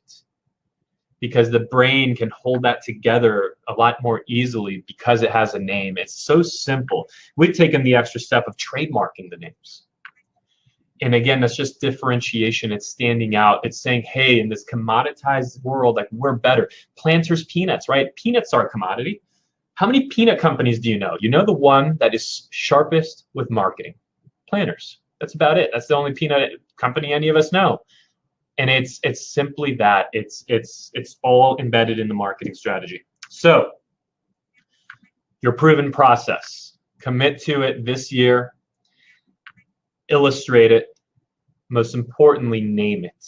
Okay. And then when you're in a listing presentation, when you're in a buyer presentation, when you're putting your marketing out, so your marketing can reference it and name. And then in a presentation, you can say, I know you've heard of our 5-day blitz, right? That's ours. We've trademarked it. You can't use it. But I encourage you to create your own. I know you've heard of our 5-day blitz, our trademarked 5-day blitz program. and here's the root of it, right? And here's how it works. And so you get all into it while the other person doesn't have anything remotely that professionalized. And so you have the greatest ability to win the listing. Just glancing to see if there's any questions around all of that. And here, I'll cover this last piece really quickly. Guarantees. Tony Robbins talks about this a lot. Okay, Tony Robbins talks about risk reversal. The job we have as business owners, the job we have as people trying to bring value to the marketplace, trying to differentiate ourselves in this commoditized world, in this industry, is we have to, one of the most effective ways that you could accomplish that is to simply turn as much risk or even perceived risk away from the client and onto yourself. Like a lot of you, for example, will let people out of contracts if they're really begging to be let out of contracts. But you don't lead with that in your market, right? So we have for years. It's our minute-to-minute listing agreement, trademark. You have to have your guarantees. So what guarantees does someone have? It could be one guarantee, it could be two, you could have three. What guarantees does the consumer have that it is safer to do business with you versus somebody else? And I would just challenge you to think about the fears somebody has. Their fears are that they're going to pay too much. Their fears are they're going to make the wrong choice with the wrong agent. Their fears are that they're what else? Their fears are that they're going to buy a home that they're not in love with, or it turned out to be the wrong one. Just think about the fear of the consumer, what prevents them from taking action. Create guarantees in your marketing message to soothe that, to help it, to solve it, and to reduce the amount of friction and perceived risk of doing business with you. This is how deep I take it, and I'll give you a really cool example. And by the way, this didn't work, okay? But this is how deep I take it. So I went to see my accountant, the accountant I currently use. I love the guy. And he, the first time I worked with him, I sat down at his desk. It's so different from doing business with my big firm accountant. It was just very different. This was like you go to his office, you sit down, just does the return right there, right in front of you. And at the end of it all, he says, okay, so what would you like to pay? And I'm like, well, what do you mean? What does it cost? And he says, just tell me what you'd like to pay. There's no number too low, and if you're too high, I'll tell you. I was like, okay, this is, after a little bit of back and forth, I mean, just asking him to just tell me what to pay. I'm like, all right, well, $5,000? He goes like this. He goes, too high, try again. I go, okay, 3,500? Goes, too high. And then he leans in, he goes, say 2,500. I go, 2,500? He goes, done, give me a credit card. And he swiped my credit card. And I was like, wow. So then what I realized was I realized I started telling this story to person after person after person. And I got this bright idea. I'm like, I'm going to start charging my commission this way. I think it's going to generate a ton of word of mouth. I think it's going to reduce friction. I think it's going to make people really excited to work with me. So I literally would go to listing presentations. And when it came to the commission piece, we would say to them, so they'd say, so what's the commission? We'd say, well, the commission is actually whatever you want it to be. There's no number too high. There's no number too low. And if you're too high, we'll tell you. We want to make sure that you're never paying a single dime outside the value that we've directly provided you and your family in the terms of the sale of this home. And we 100% stand by everything we do. There's a reason we've been recognized by the Wall Street Journal and the Inc. 5000 and blah, blah, blah. And we stand behind it. So at the end, within 48 hours of the closing of the transaction, you just inform us of any amount you want to pay, and that will be the commission. So I thought this was the greatest, smartest freaking thing ever. I thought I was onto something huge, especially when I realized, whoa, I tried to pay my accountant more than he even wanted to take. So I'm like, wow, will I actually make more money this way? And Now here's the result. The result was that we got away from it. The reason we got away from it is because it was so weird that people always thought there was some catch. Like they became super weary and hesitant, and like it just weirded people out. And so we stopped doing it. But the point is, I'm willing to go there. I'm willing to test it. And I'm willing to do whatever it takes to intelligently, okay, whatever it takes to intelligently, right? So make sure those are two together. Reduce friction in terms of doing business with the beer home team and making us the right choice. Now, that doesn't mean I go around giving free listings, okay? Because, yeah, that would reduce a lot of friction. But then, you know, I wouldn't be here and I'd be, I don't know, eating canned beans somewhere. So I hope you get the point of the story, though. That was a failed example, but that's literally where I'm willing to go with it, to find the right guarantees, the right risk reversal strategies, and to stand out in a crowded marketplace, which is everything that this marketing strategy segment in your business plan, your 2-page business plan, is meant to outline for you. I'll take the extra 2-3 minutes that I've got here on the schedule, just see if there's anything I want to answer. If you're thinking about different ways to advertise what you found to be the most cost-effective to have an effective, steady stream of client leads. I'm not sure what that means. Thank you, Melody. I thought it was genius too. My name your commission strategy didn't work. I think it could work, frankly. I think I screwed up somewhere, somehow. If we can just take if we could, you know, if you want to test this alongside me, let's do it. Let's figure this out, right? Like I love doing stuff like this, but I think if I could just figure out a way to extract the weirdness out of it, that like hesitation, that maybe like just preemptively beat that objection. Hey, I know you're also probably thinking, where's the catch? Here's where, you know, that I don't know. I feel like every time someone talks about, hey, you're probably thinking, where's the catch? There's no catch. Like there's probably a catch. So I don't know, but it's important that we stretch the limits. Here's my last little thought. I'll just use this for my 2 minutes I have left in this segment.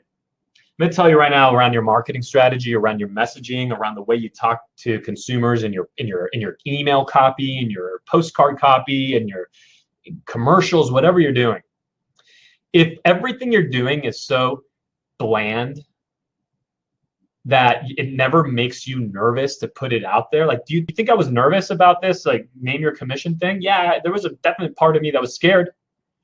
That's how I knew it was worth doing. Now, that one didn't work out.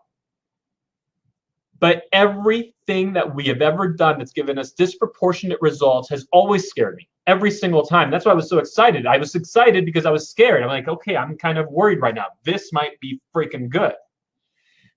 If what you're putting out there is bland, unobjectionable, everyone's okay with it, no one in your family is saying to you, are you sure you're going to do that? Because, I mean, everyone in my family was saying that and say it to me all the time about all kinds of different things. Are you sure you're going to do that?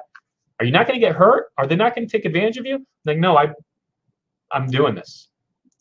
If you're never in that spot where loved ones, friends are questioning you, trying to protect you, and you're a little bit nervous, if you're never there, you're not doing anything that's going to stand out in this crowded marketplace. Will swallow you. That's my belief. And that's why I always push the limits on things like this. So with that, assuming Kyle is lurking in the shadows, creepily, probably. There he is. So with that, we actually have time in the calendar right now for questions, Kyle. That's where we're at. We have question time, so we can answer some together. And if we at any point can just pivot and go and just jump into painting the 3-year picture, because that's next. We're gonna get you in a moment after some questions. You're going to literally detail out your 3-year business plan, because that's part of the 2-pager. Where are we going to be in 3? It's going to be detailed, okay, a lot more so than the 10-year plan. And you're going to most common question. Yes, this will be recorded. Yes, you will be emailed a replay, and it should be a sticky note in the comment section at the top. So you can grab a copy if you want this VTO. All the screenshots that we're sharing with you guys, If you look at the top of the comment section, there's a link to get the VTO that has all of these in one place. And yes, this whole thing's being recorded, and yes, it will be emailed out to everybody who registered. Even though it is only being emailed out to everyone that registered that attends with us live. I don't know. You tell me. Right? Okay. That's the setting. We gave it a time slot. So we have to actually be here live together to encourage live participation. So, can you briefly remind me what the target market means? You can, I need to scan the questions. You can go to the next one. Target market, what does it mean? The target market is who you're focusing on. So I give you an example of mine. Let's just go through various examples.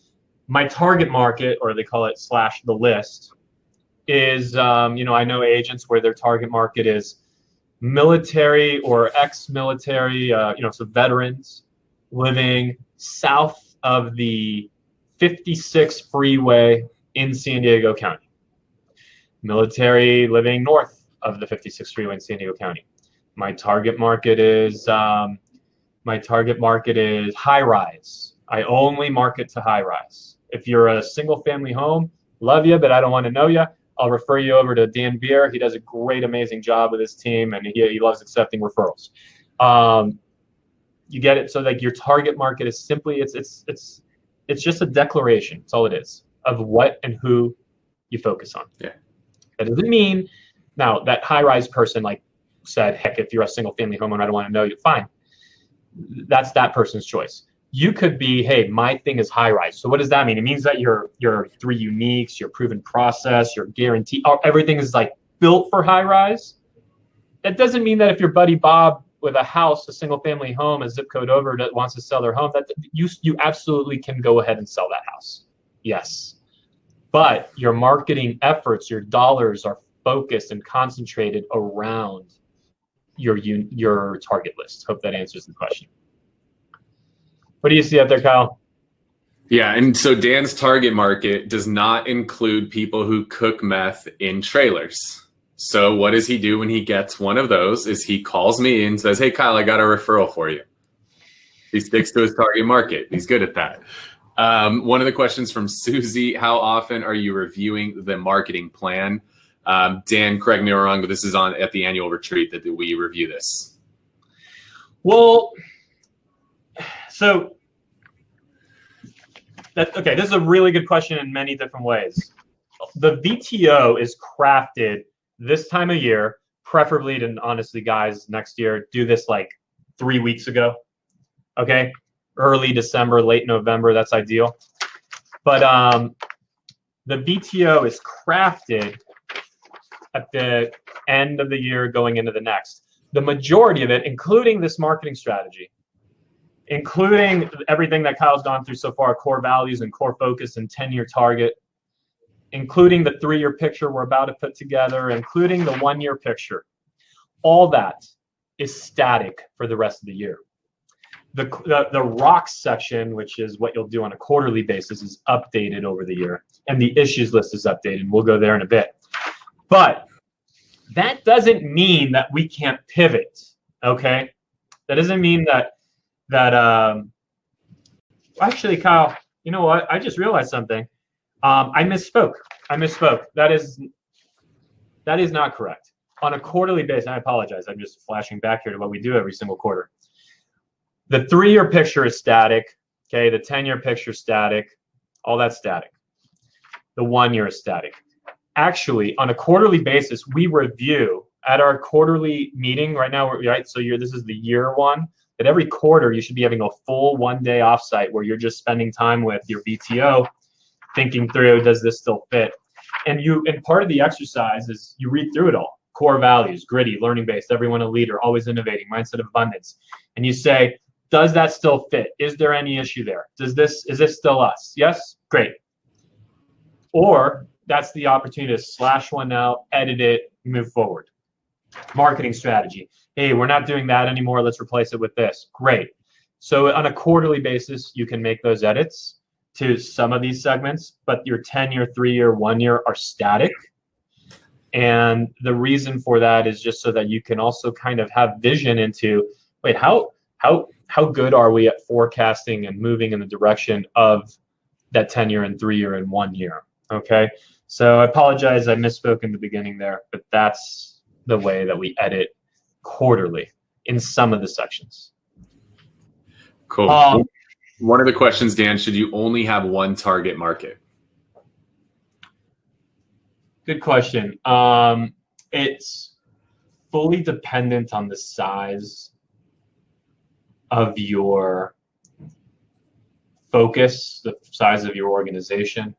I'm slightly guilty of this right now. So we opened up a new zip code in our farming program, and we've had trouble transferring as much attention to it as we do in the one that we've been running for a long time. And so for the most part, I would encourage you to do so, especially in the beginning. And if you have depending on the scope of your organization, like let's say that you have military and you have traditional, that might seem simple enough to run, but the reality is to really make that successful, you're going to need kind of like a team within your organization that focuses in one direction and one that focuses in the other. It's really hard to ping pong back and forth. You start giving very incongruent messaging to your marketplace, and your attention is just it's hard to do. That's where I'll leave it. Now mine's pretty broad. If you're basically, like, another way of stating mine is, if you're easy to get to and you're not if you're easy to get to and there's a market that's like liquid for your home, again, that's why we're not really like 20-acre horse property people out in the countryside. That's wonderful property. It's just not us. We're more like, if you're easy to get to and we believe we can sell your home within 30 days or less, that's probably us. So that's the way we define it. Kyle, we're up. Got only 2 minutes left here. So unless you see something you want to say, answer, or whatever, we could jump into the 3-year picture. Yeah, let's just dive into the 3-year. Let's keep it moving. We'll do some more Q&A in a little bit. Want to make sure that if you have stuff, and Dan, you can even do some Q&A responses in the chat while we roll through this 3-year picture. So I'm going to dive into this. This is the last section of the first page of the VTO. So this is the last part where we're really casting that vision for where this organization is headed. And it's so important. This one, when you look at the VTO, you'll see that this takes up a big portion of the front page. This is a pretty important one because this is the 3-year picture. And it's a picture because we're painting a vision.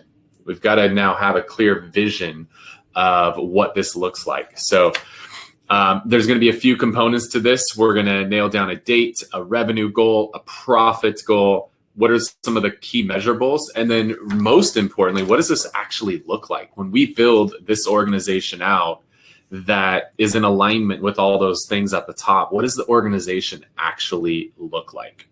So again, this EOS system is not made for real estate. It's not made for financial advisors. It's not made for restaurants. It's not made for nail salon. It's just made for any entrepreneurial business. So this is not a real estate specific business plan. This is an entrepreneurial business plan. Luckily for us, these are pretty easy to come up with some of these things up at the top. So a future date, the beautiful thing right now is we're sitting here at the end of 2020. So we're we're painting a 3-year picture.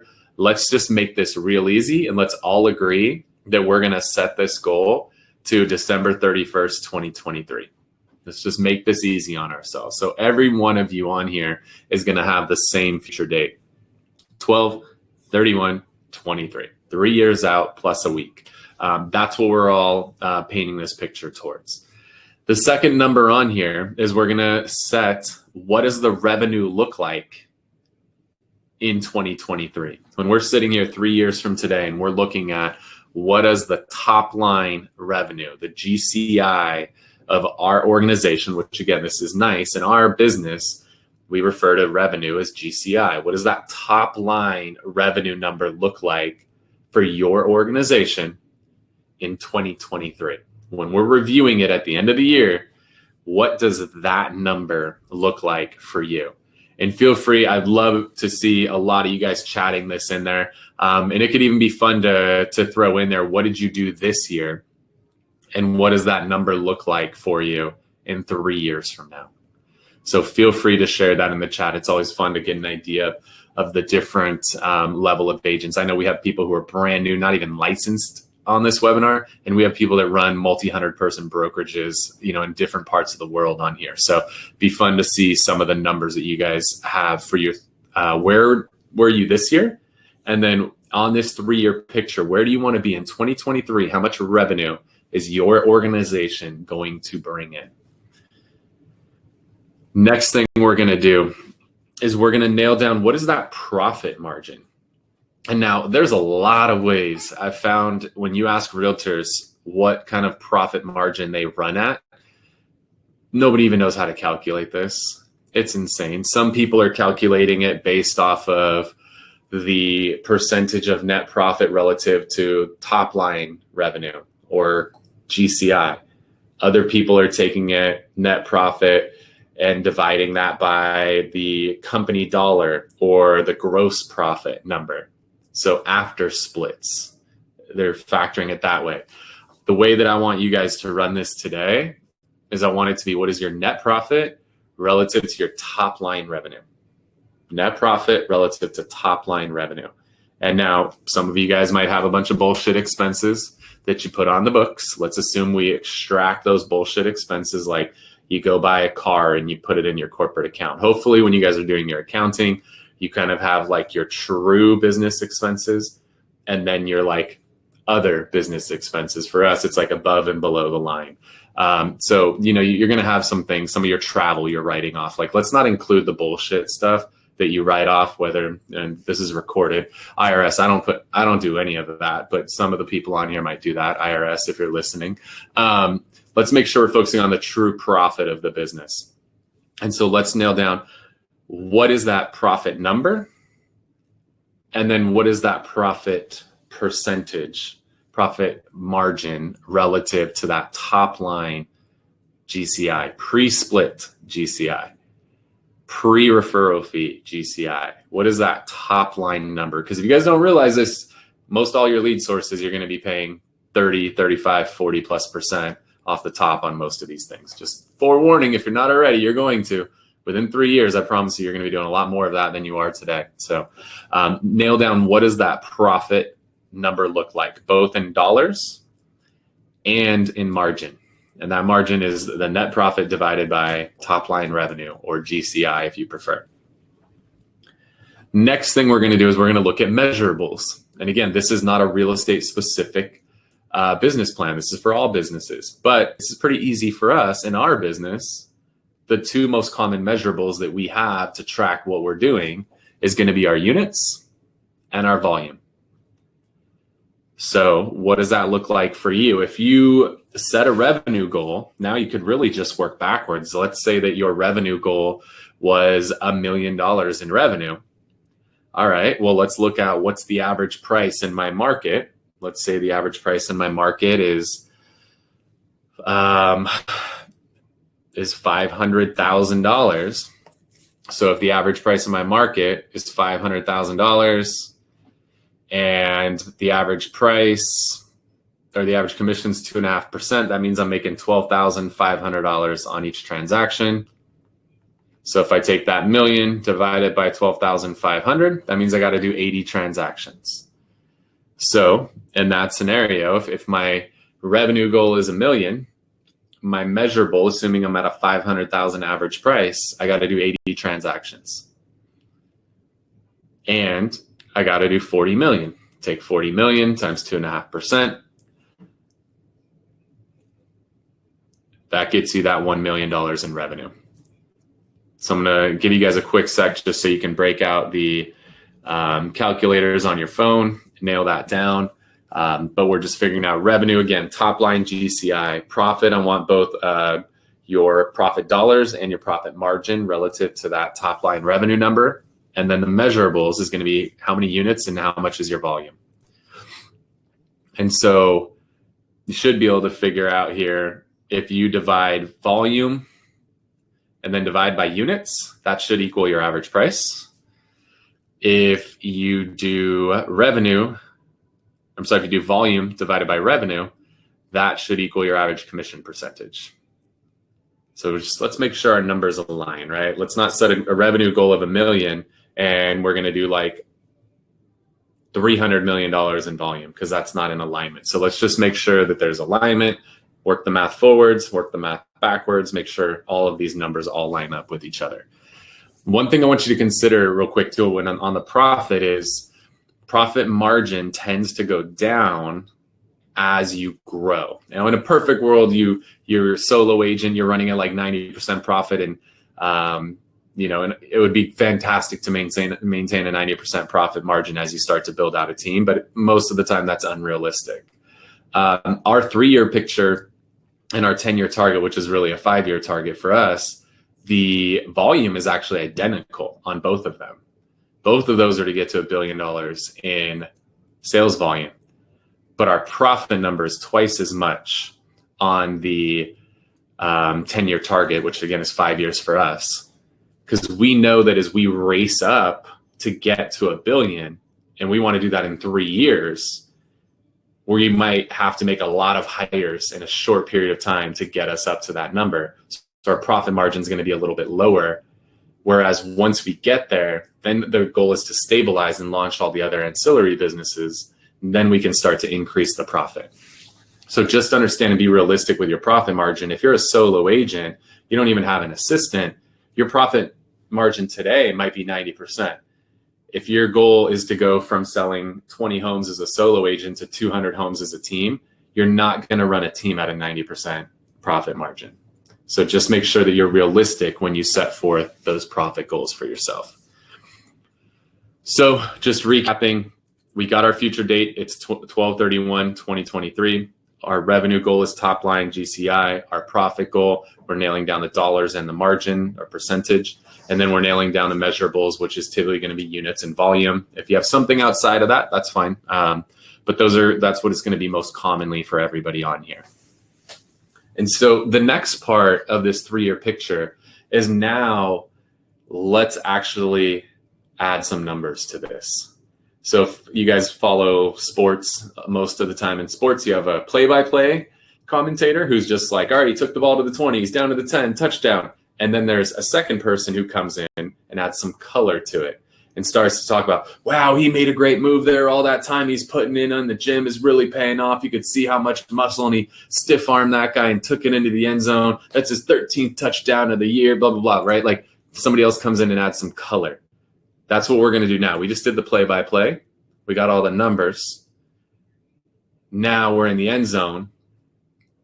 Let's add some color to it, okay? So I want you to start thinking about and just start writing this stuff. There's, I don't know, what is there, 10 or 15 of these little bubbles here. Feel free to write as many as you want. You might need another page. You might need 5 more pages for some of you guys. What I want you to do now is start thinking about, what does my organization look like 3 years from now? 3 years from now, when my company, and we'll run with that example we were talking about, when my company is doing $1 million in revenue, and we're doing that at a 20% margin, I'm taking home $200,000 in profit. We're selling 80 homes, average price of $500,000. We're doing $40 million in production. What does it look like? So some of the things I want you to think about, and you might need to close your eyes first and then write this stuff down. But I want you to really start to think visually, what does this look like? How many people do I have that are part of my organization? What type of people? What quality of people? And one of the things that you heard Dan talk about, right, is how important the people are in the organization, and how having great quality people can really help everybody around them get to other levels.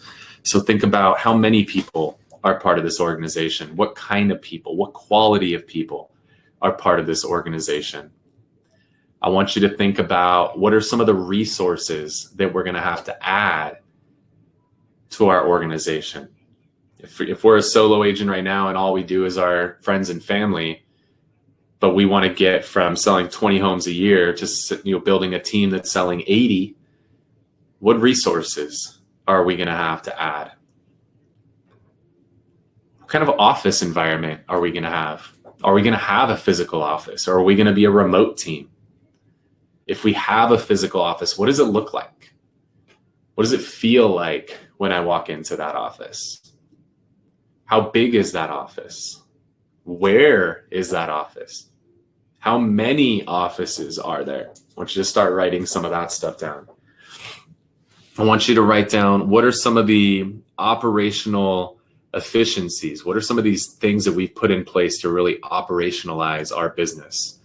Maybe we're building out some amazing systems that are connecting everything together with Zapier. Maybe we're hiring a developer to build some of this stuff. I know Dan's done a lot of stuff with developers. We are as well now, really connecting. We have so many different systems, getting them all connected together.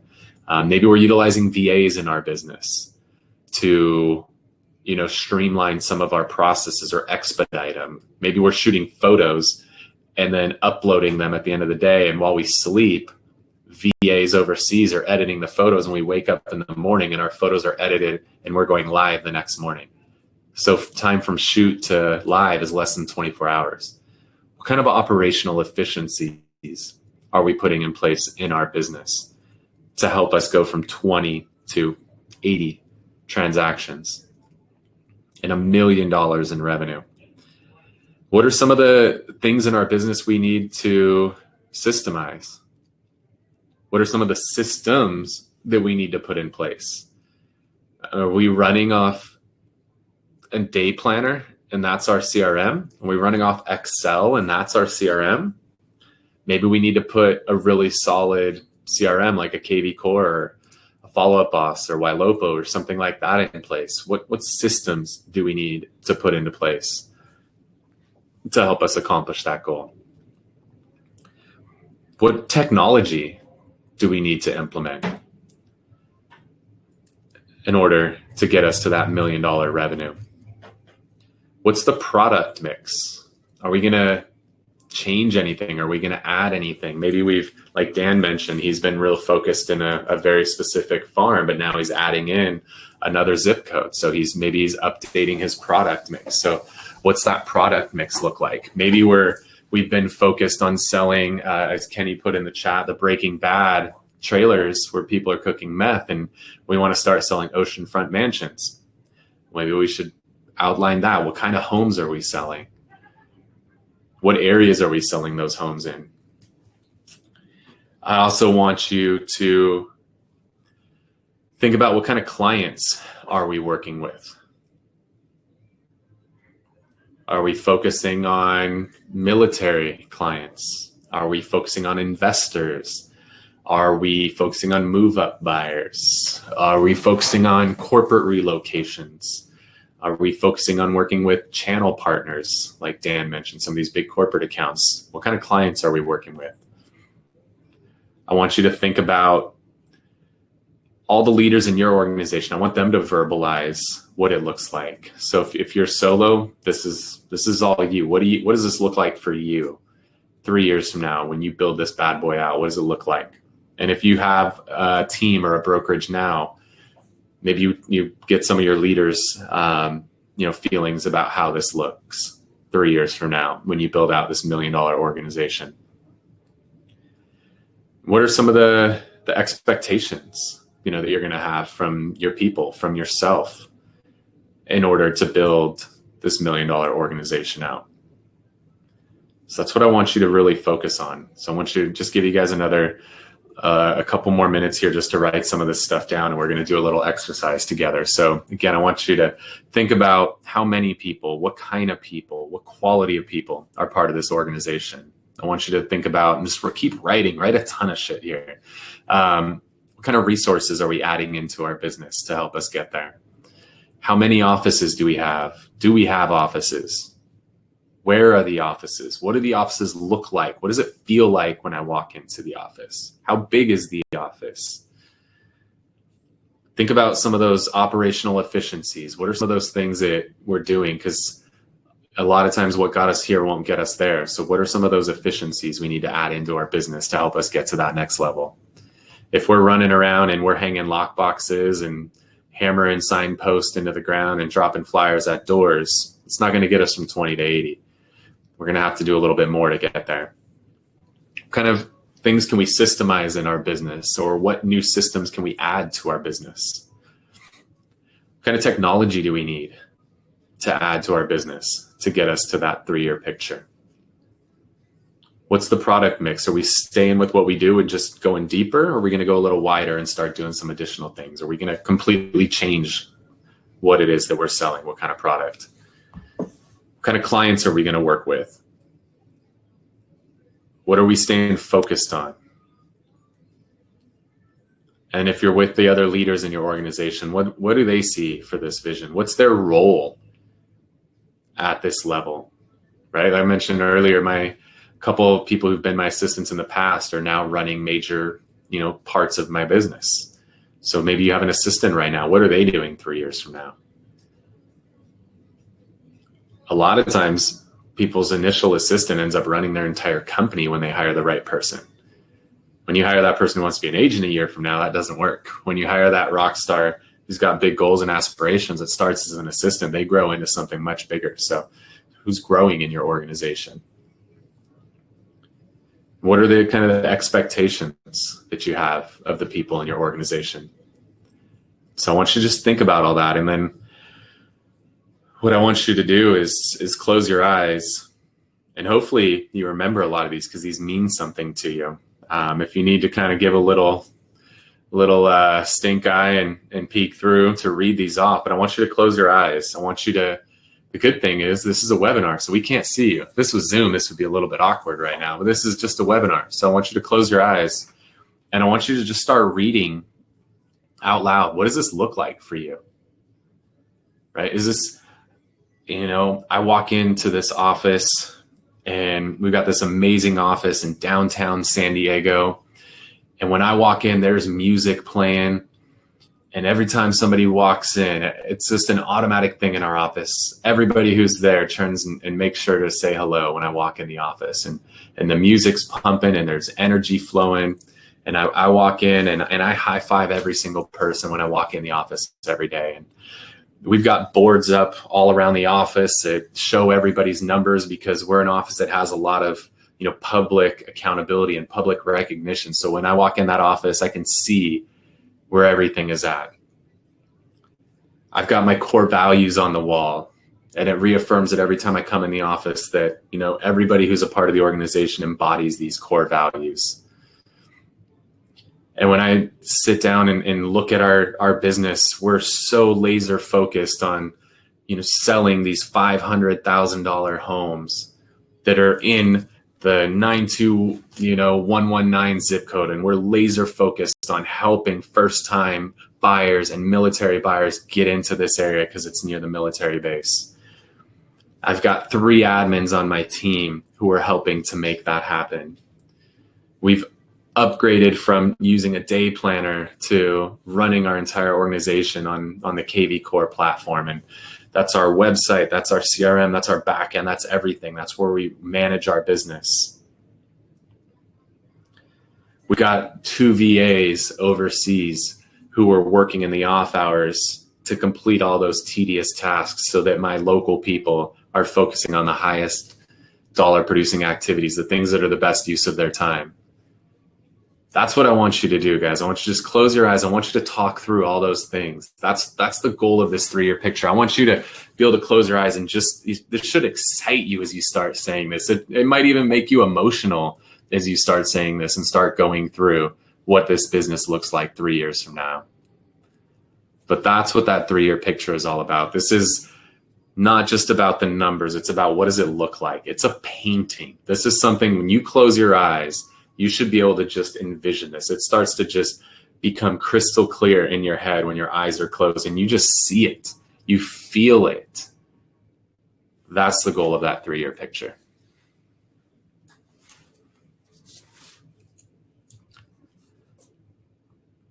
Another part of my 3-year picture, Dan unmutes himself when he comes back on camera. 3 years for that? Can you imagine if it took At this rate, it's going to. Yeah. I hope you guys have gotten to understand the pattern of what's going on. Every time I transition it over to Kyle, I compliment him. Every time I come on, I get one of those. It's all right. It's all right. Because, well, won't finish that one. I think it was great. You really did paint a strong picture of what it needs to look like. It has to be really tangible once we start getting to this 3 year zone. 3 years is not that far out.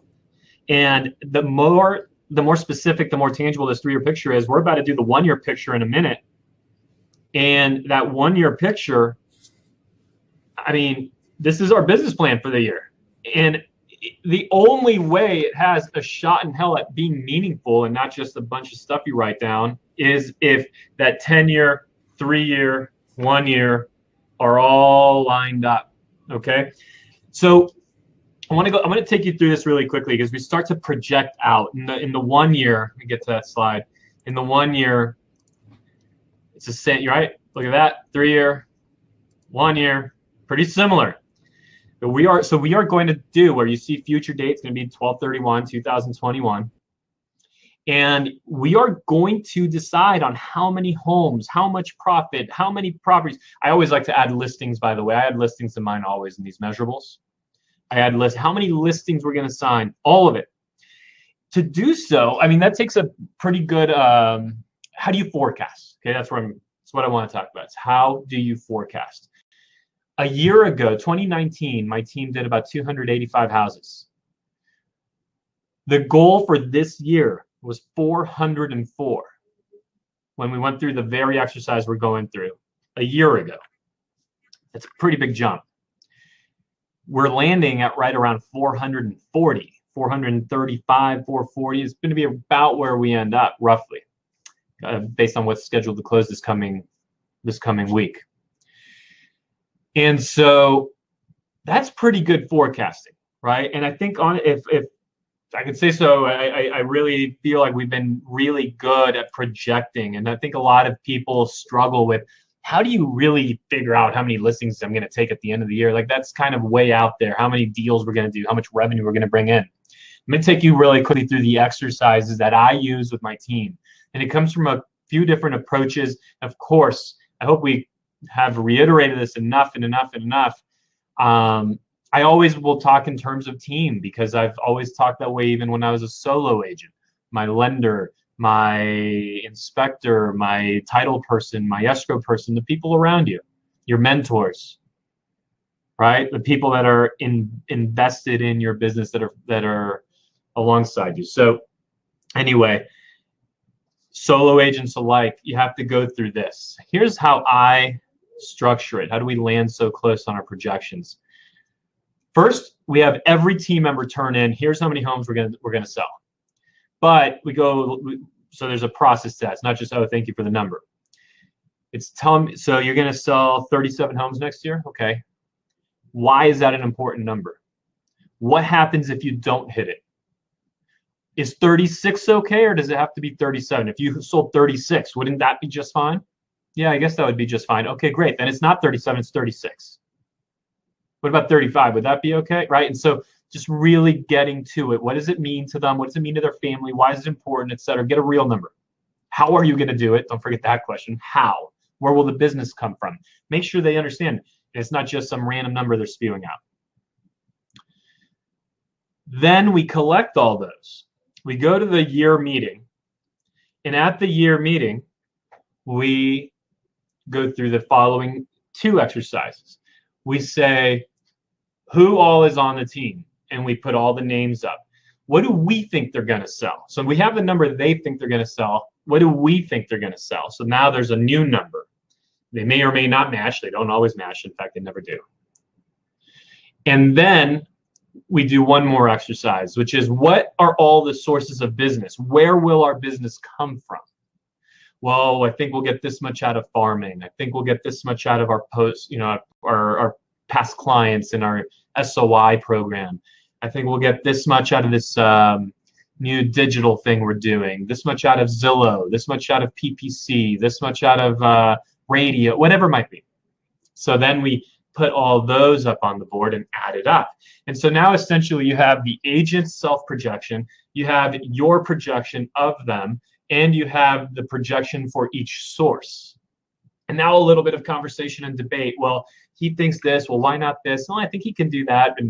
But what about these sources? And will that source really give us that much? And there's just conversation. You basically massage your way in to a number that just seems like, and that you can logically make an argument for is probably the real number based on those 3 data points. Okay, so those are the 3 different approaches and angles we take to create our forecasts. Back to the 1-year plan. 1231. Hope you're writing this down. You guys all have a copy of the VTO. It's in the link, by the way, in the chat roll here on this broadcast, on this webinar. It's on the chat roll, top of the chat. The 1-year plan. So on 12/31/2021, how much revenue will be created? The way you figure that out is you've gone through this forecasting system that I just described in terms of understanding how many homes are going to be sold. And you should have a very strong understanding of what your average price point is. Now, it's worth mentioning that as your business grows and scales up, right, your average price point will approach your market's average or median. Okay, so that's just going to happen naturally. So in other words, when I was selling 5, 6, 7 homes a year and solely focused on this like very high-end market, a section of San Diego, yeah, my average price point was like $2.5 million, but it was 5, 6, 7 homes a year. Once we went to 100 homes, right, that dropped. When we went to 200 homes, it dropped. 400 homes this year. Interestingly enough, it actually maintained. But point is, right now we're running like $730,000, $40,000 right there, average price point. That's going to happen. San Diego median is right around 600K. We're at around 730, 740. We'll always kind of skew high just because of that base that I had from the earlier part of my career, plus the farms we farm into and so on. But I just want to make that clear. So if you're predicting 2x, 3x, 4x the business, then just visit your average price point projection as well. So revenue, GCI, right? So based on the number of homes you've decided you're going to sell, which again on the measurables, I would add sides, number of homes, I would add listings. So make sure that you go ahead and add in the amount of homes, the volume. Pulling up my VTO just to give you a sense of the things that to tell you exactly what we measure. We measure gross sales. Keep in mind, worth mentioning quickly, the slides and the VTO, this is not a real estate tool. This is a business tool for people across all industries that use this. Okay, so that's why you don't see real estate language on it. So we change ours to say gross sales, meaning volume, GCI, profit, sides. We add something we call our critical number. Our critical number, it's that one thing, that one number that you can, that if all else fit, like if nothing else, if that one number hits, it's the one that can best predict that all the other numbers fall into place. For me, there's no other number that can be other than signed listings. Tell me how many listings you signed, I'll tell you roughly how many homes you sold. Average survey score. So we survey our clients at the end of a transaction, and it's a simple 1-question survey. It's simply, based on your experience that you had with us on a scale of 1 to 10, how likely would you be to refer us to someone you care about? And so we have our goal of what our average survey score can be and what it cannot be, right? So that goes on. That's one of our measurables. We add something that we call the theme. So every year we add a theme to the year and a theme to the quarter. The theme is just something that, this year for us, it was know your number. Everybody in our organization has their number that means something to them, whether it means the amount of times they're going to work out that week, whether it means the amount of videos one-to-one they're going to put out on a daily basis to their sphere of influence, whatever it might be. So that was our theme. So we'll put that down on the VTO 1 year. And then we always put our goal on it as well. And so we put, if we hit net profit or 2 out of the other 4 metrics, we celebrate. And the celebration would have been 3 to 4 night stay in Tulum, Mexico. Unfortunately, we reached it, clinched it, earned it, and we cannot go for obvious reasons. So we'll bank that for another time. But those are the things that we're going to put on, those are the things we're going to measure in that top section. The bottom section, goals for the year. You're very clear on where you want to be in 3 years. Now think about the projects, the things that have to be in place by the end of 2021. Maybe it's that proven process, remember? The proven process that needs to be articulated, illustrated, mapped out, named, all that. So illustrating your buyer process, your seller process. Maybe it's, that this year you don't have a shot at reaching your goals, and you certainly don't have a shot at reaching the 3-year goal if you haven't hired your first administrative assistant. Maybe you have one and it's now to the point where you need the second person. Maybe one of the goals for the year is finding that other leader in your business. Maybe you have one, but it's not really someone that's growing in the leadership alongside you. So you're going to go make a high-level hire, someone that we call the integrator.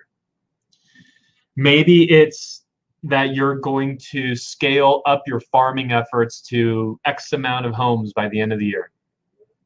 Let's just put a number out there, 5,000. Okay, good. The reason I want to put a number out there is, first of all, everything needs to be measurable. But the fact that now we know it's 5,000, in a moment, Kyle's going to take you through the quarterly plan.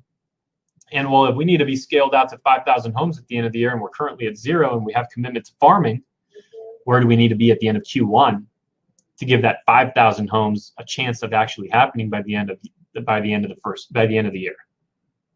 Which, that goal of 5,000 homes by the end of the year isn't just an arbitrary goal. It's necessary because of our goals for 3 years from now. Those 3-year goals from now, or the 3-year goals, those are necessary because of the 10-year vision. So, giving you some examples of mine for this year. Video is critical. We're not reaching our 3-year goal if we don't get all of our agents bought into one-to-one video.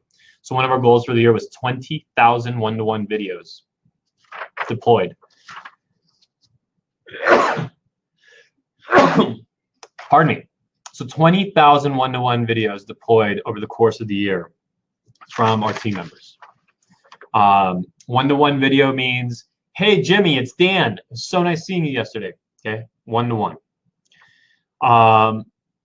We felt that by the end of the year, to be able to reach the goals we have for our 3-year vision, by the end of this year, we will have needed, and to reach the 1-year vision for this year, we will have needed a sales team of right about 40 to 45 people.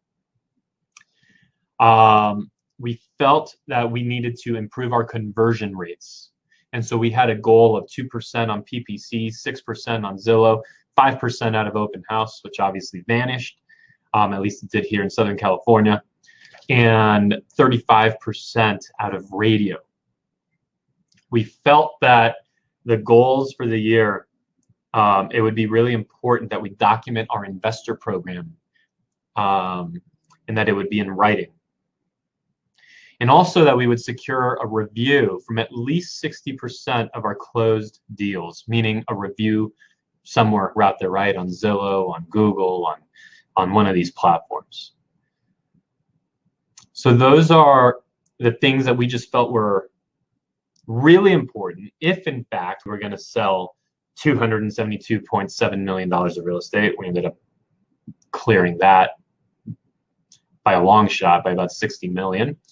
GCI, if we were going to reach $6 million of GCI by the end of the year, which we've actually reached 7, And if we were going to do that, those things I just outlined were critical. If we were going to list 340 homes, those things I just outlined were critical. And so on. And the biggest thing is you want to just make sure, do a quick time check. The thing is you want to really make sure that you're connecting the dots, okay? That you're connecting the dots from what has to happen this year so that that 3-year plan can be true, so that that 10-year plan and and I call it more of a 10-year vision because it's more of a vision, can be true. And then of course, the beauty of what happens now when Kyle takes over here for the quarter is that once you've outlined these things, okay, remember earlier I was talking about what stays static in the VTO, the 10-year, the 3-year, the 1-year, that's going to be static. So did we hit every single one of these goals for the year? No, some of them changed for certain reasons, certain open house, it's still written there. COVID changed that. It's still there though. It gives us a vision of where our mind was at the beginning of the year. But interestingly enough, we hit a lot of it, and the numbers were certainly hit and exceeded. Now that that's concrete, we talk about the 90-day world that we all live in. This is it. When you've gone through the work that we've spent 2.5 hours doing here together, and you're going to need to spend some more time on your own, like really putting it together. But when you go through that work, the 90-day world is all we focus on. Quarters, right? 90-day quarters. And so it makes it really, really crystal clear, really simple, really focused in terms of what's going to matter. The only thing that matters to me is what I need to accomplish in these next 90 days to make all those other things possible. And a lot of agents will ask, how do you grow these big businesses and it looks complicated and so it's as simple as going through the exercises we just went through, and then on a quarterly basis doing the things that have to be done to make all that 1-year, 3-year, and 10-year vision possible, and just implementing systems slowly, quarter after quarter. But what happens is quarter after quarter and year after year, and then you add people to the organization, they're adding people too. Over the course of time, you all of a sudden look up and you're like, holy shit, look at this thing we just built. It gets really, really fun. Really fun. So with that, Kyle, if you want to, I'm all done here. And if you want to break in, let's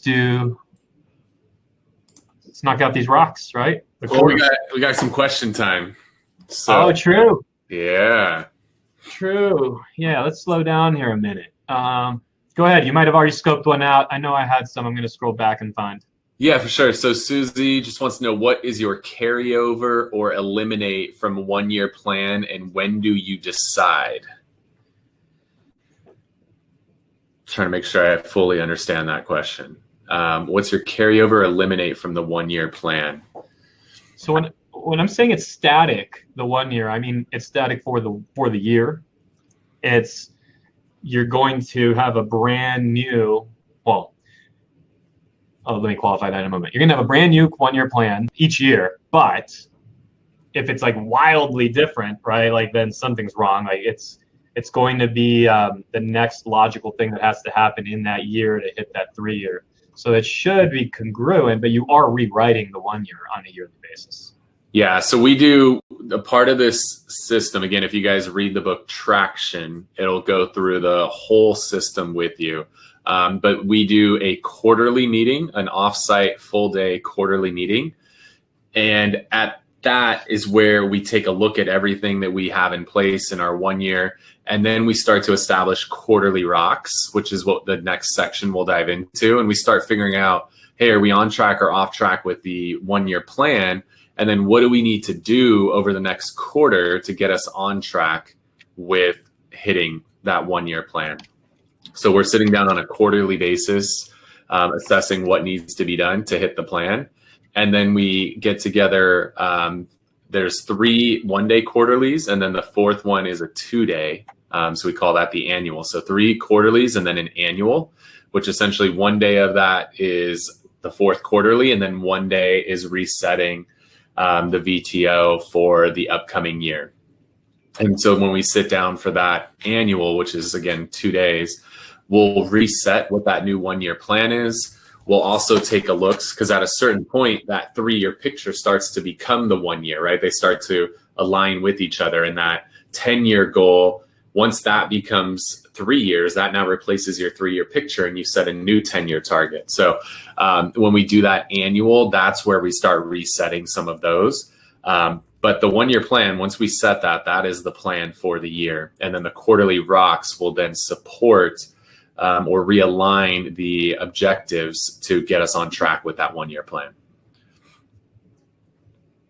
So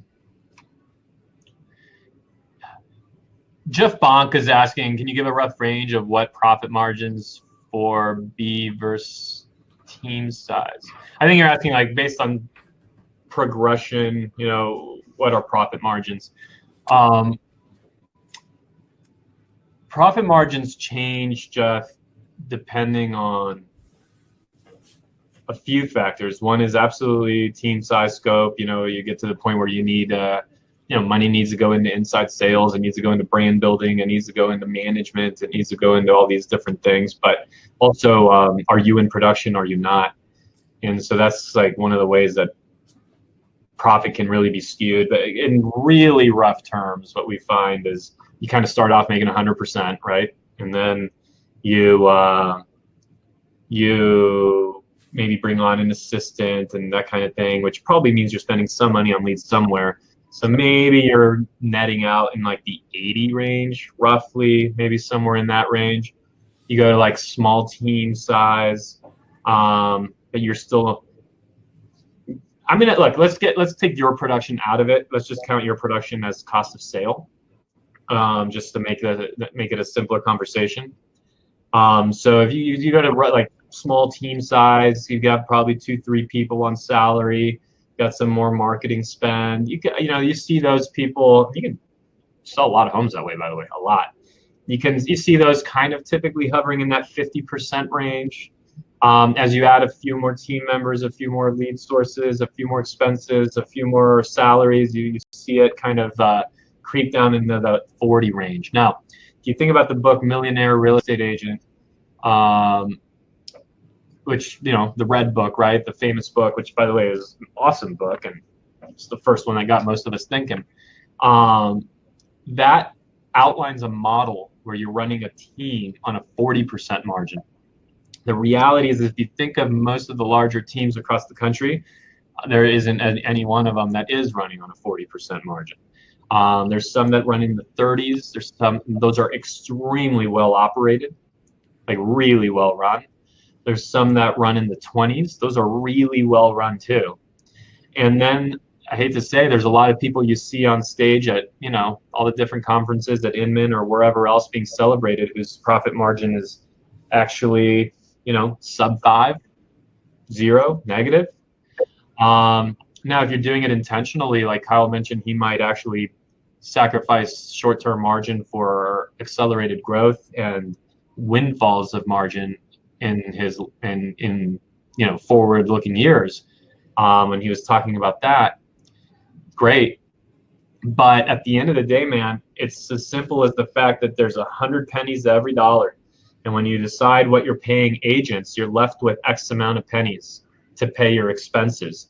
And so that model of how you build your split structure will tell you how much expense structure, which is also the support, the staff, the people. I've been talking about people all day. So that'll tell you what kind of investment you can make in people, depending on how much profit you want to keep, right? Because if you're pinching off profit, pay yourself first, pay agents. In the middle, that'll tell you basically how much you can spend. If you spend more, it goes against profit. In the simplest of terms, I can do that. One of my passions is honestly like helping people through this, helping them build out their model, helping them scale from like, you know, hey, I'm a producer, to building the business. I love doing that. And I love reviewing P&Ls because the P&L will tell the entire story. So yeah, I hope that's helpful to you. You see anything you want to? Yeah, I'll take one from Will. Will was asking, do you include taxes in your profit margin? I would say yes when it comes to payroll taxes, no when it comes to income taxes. So payroll tax, yes. Income tax, no. Would be the answer on that one. There's a couple people have asked this one, Dan, just to give perspective. We can both share this, but how many people do we have on each of our teams? We're running right now at 30 agents and 15 admin. Again, we call them the glue. So we're about 45 people total in our organization. We're really similar. We're right at about 30 agents as well, and something like 17, 18 or so people on salary, who are our glue, right? It's funny that you say that, man, because literally on my VTO, it says, if you look at my 3-year picture, the way it's going to have to look and feel for us to hit our 3-year, one of the things we have written down, well, the first thing is it's going to need to be a Ritz-Carlton experience. The next bullet point says airtight operations. This is this, and then it says in capital letters, this is the secret sauce, right? It's like an airtight operations, secret sauce, the people, the glue, the business platform. If you think you're building a big business by opening your credit card up to a lead provider and that's it, it's going to be the messiest damn thing you've ever seen. For sure. Jeremy wants to know, do you carry workers' comp and general liability insurance for your W-2 employees? That's a yes for us, for sure. And then depending on your state, like we used to be an independent broker. Here in California, when you're the broker, you also should, there's case law, you should also have workers' comp on your agents, which gets extremely expensive. That was like $15,000 a year, I think, for workers' comp when we were an independent brokerage. So just keep that in mind. But yeah, all your insurance costs, you should definitely have workers' comp and liability. And those get factored into your profit margin as well. One more, Jeremy, there is EPLI insurance. So you're going to want EPLI insurance, and that protects you against just a number of things, HR issues. Make sure, I think your workers' comp provider is the same provider that does that, I'm pretty sure. Yeah. And just one more little pro tip that has nothing to do with any of this, but just insurance. You should have an umbrella policy. Yeah. You should have a personal umbrella policy. It's dollar for dollar the cheapest insurance policy in the insurance space. And what it does is it covers you above and beyond your existing policies. So let's just say you have some sort of a policy that has $1 million limit on it, and something terrible happens and you end up, getting sued and found at fault in a $2 million, lawsuit. Well, your insurance only covered $1 million. If you had $1 million umbrella policy, that could help cover you for that other $1 million above and beyond the primary policy. So, and they're so cheap. They're like a few $100 a year for like millions of dollars of additional coverage. So I don't care if you're a solo agent, team, broker, everybody should have an umbrella policy. So with that, let me just look at us staying on track, Dan. We're like right on track today. This is weird. It's amazing. It is genuinely amazing. So cool. Well, with that, let's keep the spirit of being on track. Time to focus on the next 90 days, January 1st to March 31st. Cool. All right, I'm going to take over. So next thing we're going to dive into is the quarterly rocks. So you guys are starting to see this funnel taking shape, right? We started at this 10-year target, 3-year picture, 1-year plan. Now we got to get into quarterly rocks. And these are called rocks for a reason. If you've never watched a video, it's called the Jar of Life. And there's a college professor who starts out and has a mayonnaise jar and a box of rocks, and takes all the rocks and puts them in the jar, puts the lid on top, and asks the class, like, is the jar full? And the class is like, yep, the jar is full. There's rocks all the way to the top. The lid just barely fit on top. Next, the professor says, nope, it's not full. And he grabs a bunch of little pebbles, small little rocks. And then he pours all of those small little rocks in. Those pebbles, pours those in. And those start to fill all of the available space around the rocks. And the professor asks the class again, is the jar now full? Puts the lid on. Is the jar full? And the class is like, yep, now it's full. And the professor says, nope, it's not full. Then he grabs a bunch of sand, and he takes the sand and he pours the sand into the jar. And the sand starts to fill all the other space around the little pebbles and the big rocks because it's a more fine material. And asks the class, is the jar full? And the class is like, all right, the jar, it's full. And he's like, nope, it's not full. Grab some water, pour some water in. The water, fills all the space that's available within all that sand because there's space in between the sand. And then he goes to the class and asks class, now is the jar full? The class is like, nope, it's not full, because they just assume something else is coming. Then now the jar is finally full. And what the moral of this story is that there's only one way we could have fit all of those things into the jar. If we would have first put the water in, and then put the sand in, and then put the pebbles and then the rocks, we wouldn't have been able to fit everything in there. There's only one way it can all go into that jar, and it has to start with the big rocks first. It has to start with those most important things first. It's the only way it's going to work. That's the only way we're going to get it all done. So think about in your life, in your business, what are those rocks? What are those really big things that we have to start with? Because those are the important things that have to happen in order to keep us on track with our 1-year plan. Then there's all the other stuff. Then we can start to fill in. If we can accomplish the rocks, then we can fill in the pebbles and sand and all of the other things, right?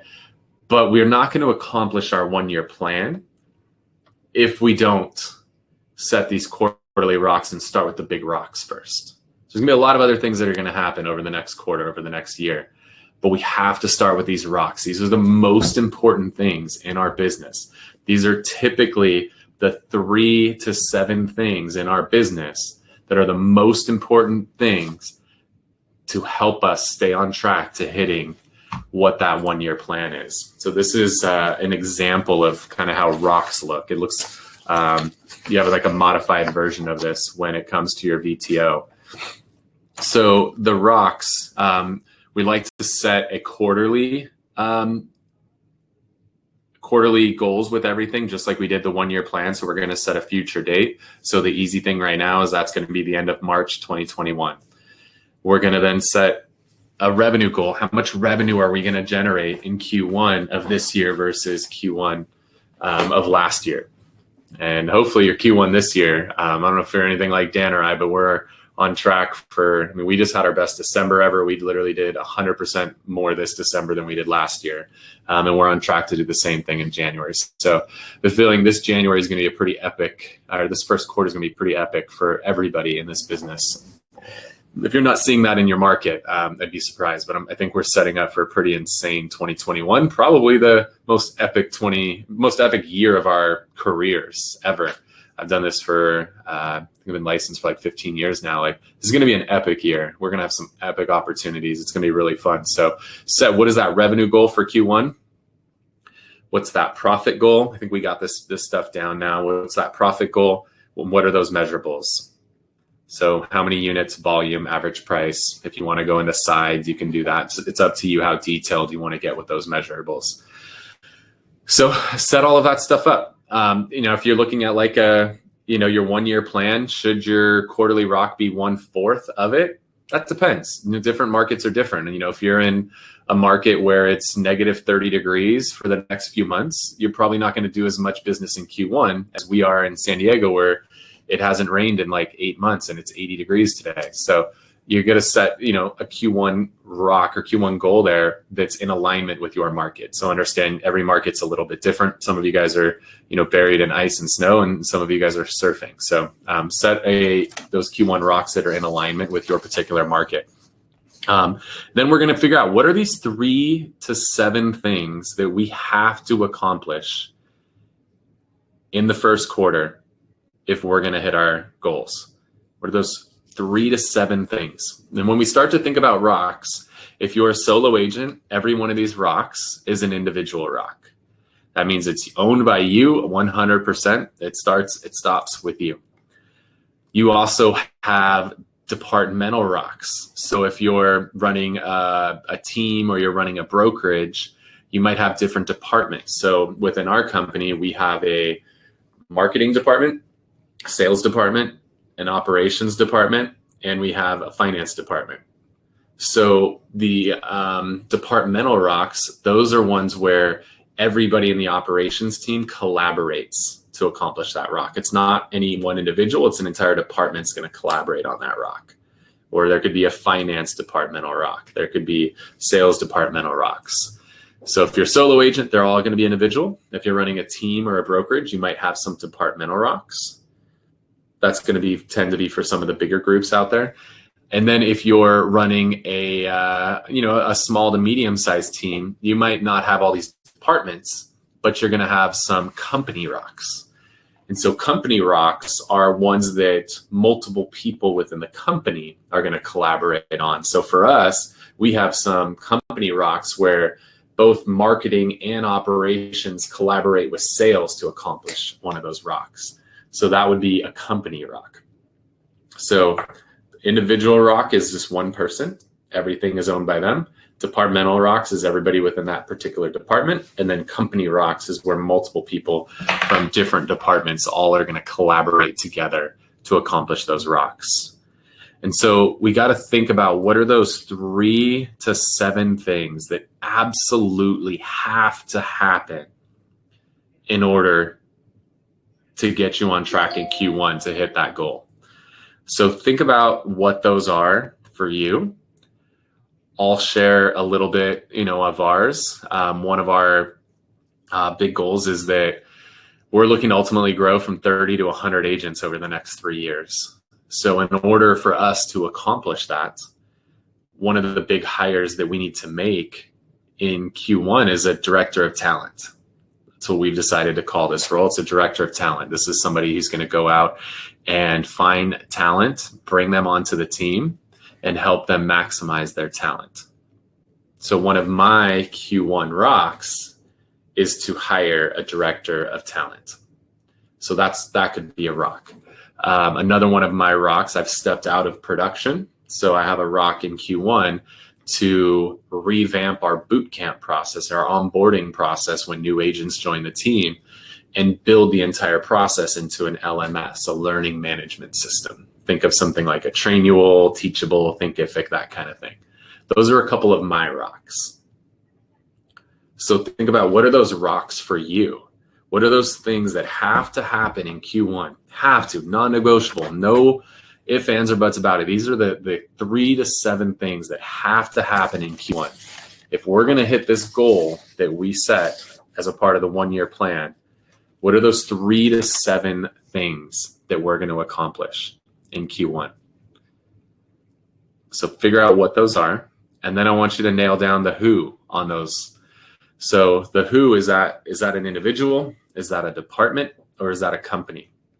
So the image that's on the screen is a little different than what's on your VTO. On your VTO, you've got just the rock and the who. So the rock, there's that rock of hiring a director of talent. Who? That's me. One of the other people in the company, one of our company rocks, is we want to document 30 processes, 30 of our company processes in Q1. That's going to be a collaboration of multiple people within the company in order to accomplish that. So that's going to be a company rock. So under the who, I'm going to put a C for company. We've got the finance team. We migrated from a desktop version of QuickBooks to an online version and getting that all dialed in. That's a rock on the finance department. That's a departmental rock. So think about, what are those 3 to 5 rocks that you have, or 3 to 7 rocks that you have. If you're a solo agent, it's probably going to be 2 or 3. It's not going to be a whole lot if you're a solo agent.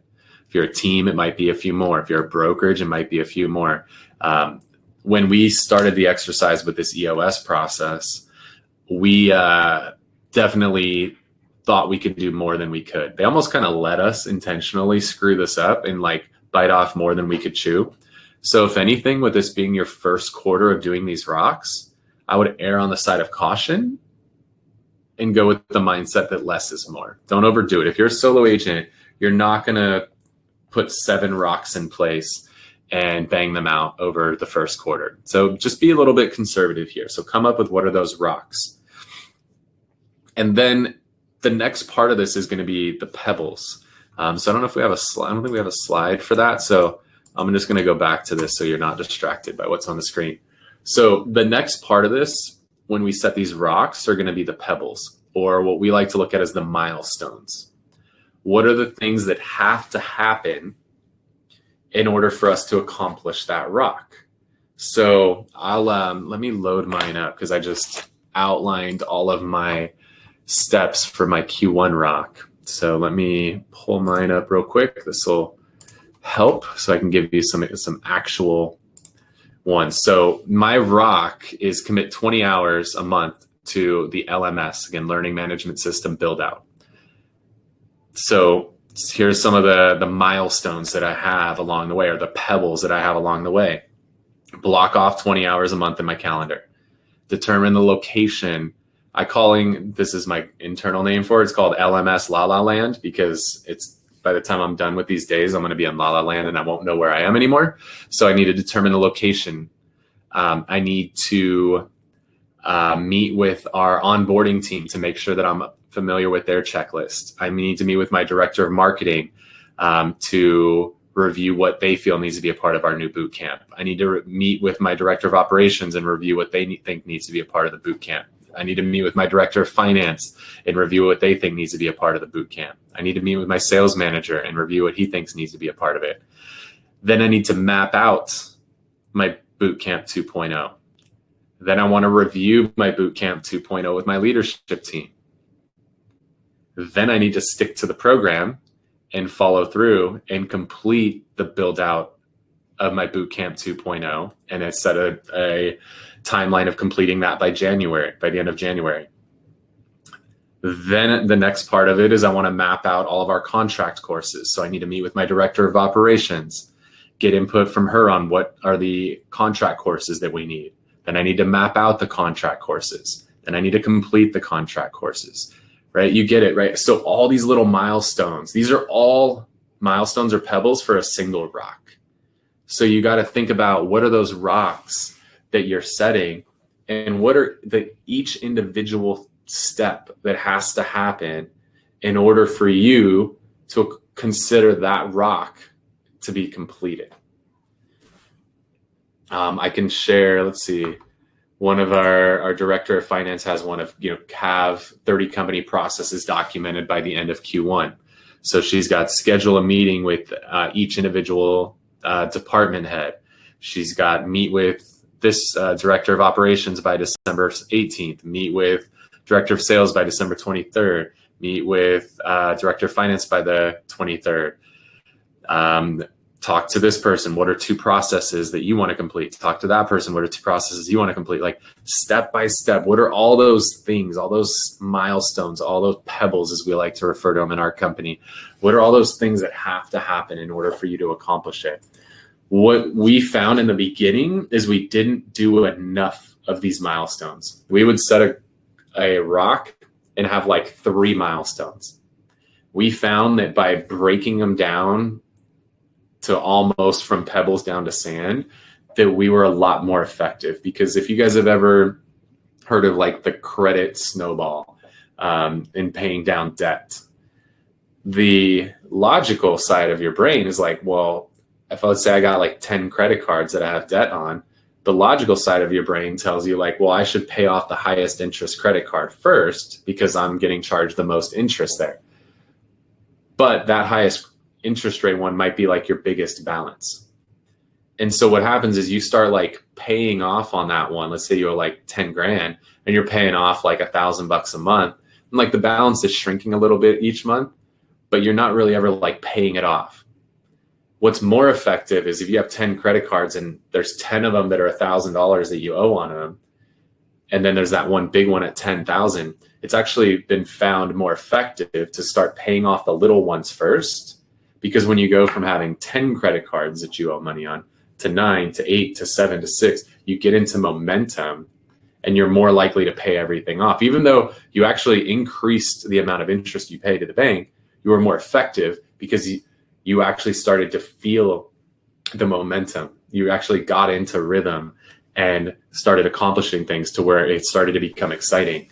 So we made the mistake of not doing that, of not starting with the little things, and just made these big giant chunks for each milestone. And then we never actually started accomplishing them, and we fell off track really quickly. So as you're setting these milestones, I want you to be, if you think you have enough milestones, like add more.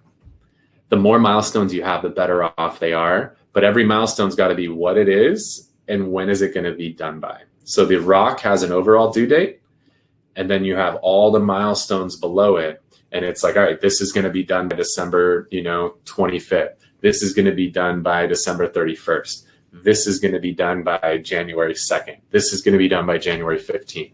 Now we start going over what are all of those specific rocks? What are those things that we're going to accomplish along the way in order to ultimately deem this rock to be completed?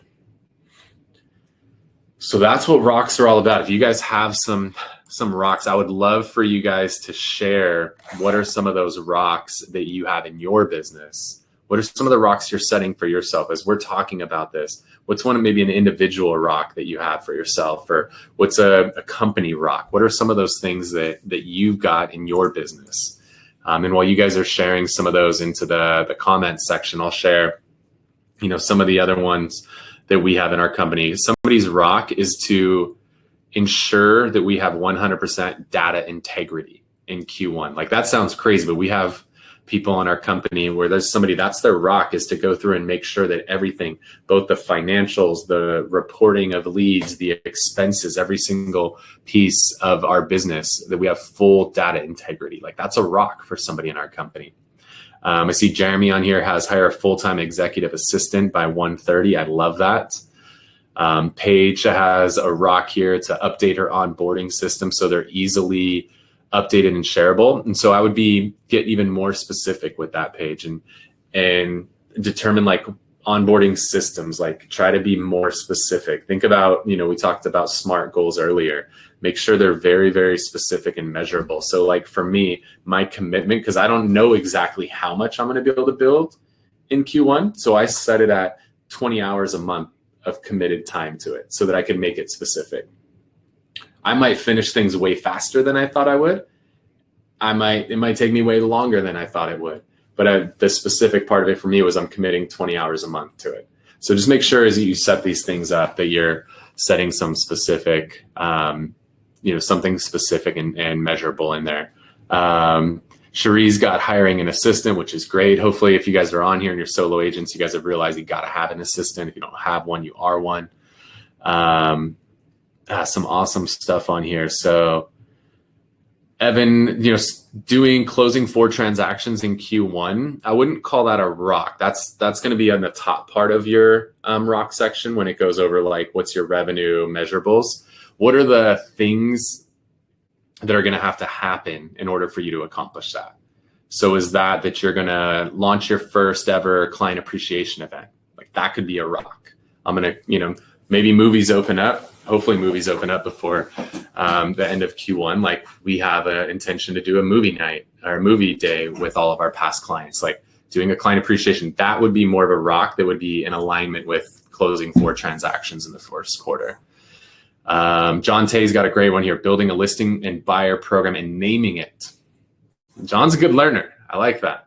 He's picking up what we're putting down. So yeah, this is what rocks are, guys. So I would encourage you to really start utilizing these rocks in your business, and make sure that you have rocks that, everybody, and you can have, if you're running a team, the agents in your companies can have rocks, but building out this system of rocks with pebbles, milestones along the way, the dates they're going to be accomplished. This is probably one of the biggest things of all of this whole VTO that really is going to help you move the needle and get shit done and help you guys accomplish your goals. This has been a huge one for us. I'm strongly encourage you guys to really take some time. And what we found too is like when we've done our offsite days, we've like set the rock and then like outline a couple milestones. And then we come back to it like a week later and like go into way more detail, because most of us, when I'm looking at our company over here, we've got anywhere from 12 to, I know my one girl does a lot, to like 20 something milestones along the way on each one of these rocks. So the more detail you go into on these, the better off they're going to be, because you're going to start to, again, get into rhythm. You're going to get into some momentum, and it starts to become contagious as you start accomplishing these. And then something cool we're going to do when we wrap at the end of the day today, we're going to talk about a level 10 meeting, and we're going to talk about how do we check up on these rocks. Because if we just set these rocks today and never do anything with them, they're just going to kind of fade off into oblivion.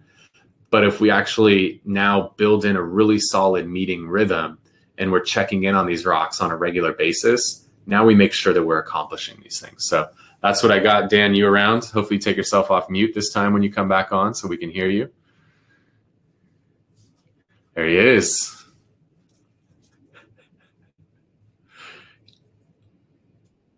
All right. What's up? What up? All right, guys, don't worry, I'm back. So that takes us pretty much, if you look at your VTO, there's only one remaining section. It's called issues list. Now, the issues list on the VTO is of one nature. I'll walk you through that. And then there's an issues list that you're going to use in your weekly meetings with yourself, with your lender friend, with your team members, with your assistant, with whoever it is that's in your organization, with your executive team, right? Depending on the size. The issues list that you see on the VTO, the final section, and let me slide on over.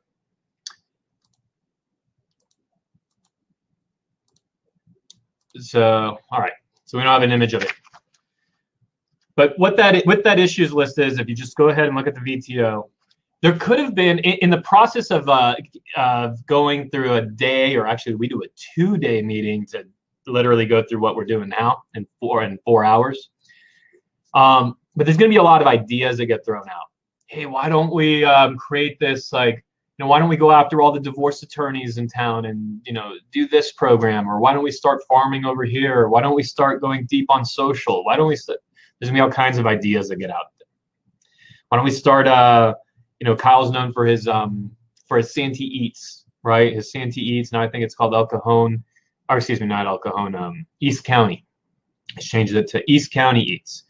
And so this is a YouTube show that he has, and he has thousands of people following him, and a lot of people want to build something like that, because he's also building relationships with his just all the business owners, the restaurant owners, all those people in his community, and they're getting them deals now and referrals. And so you maybe hear him talk and you're like, yeah, I want to do that.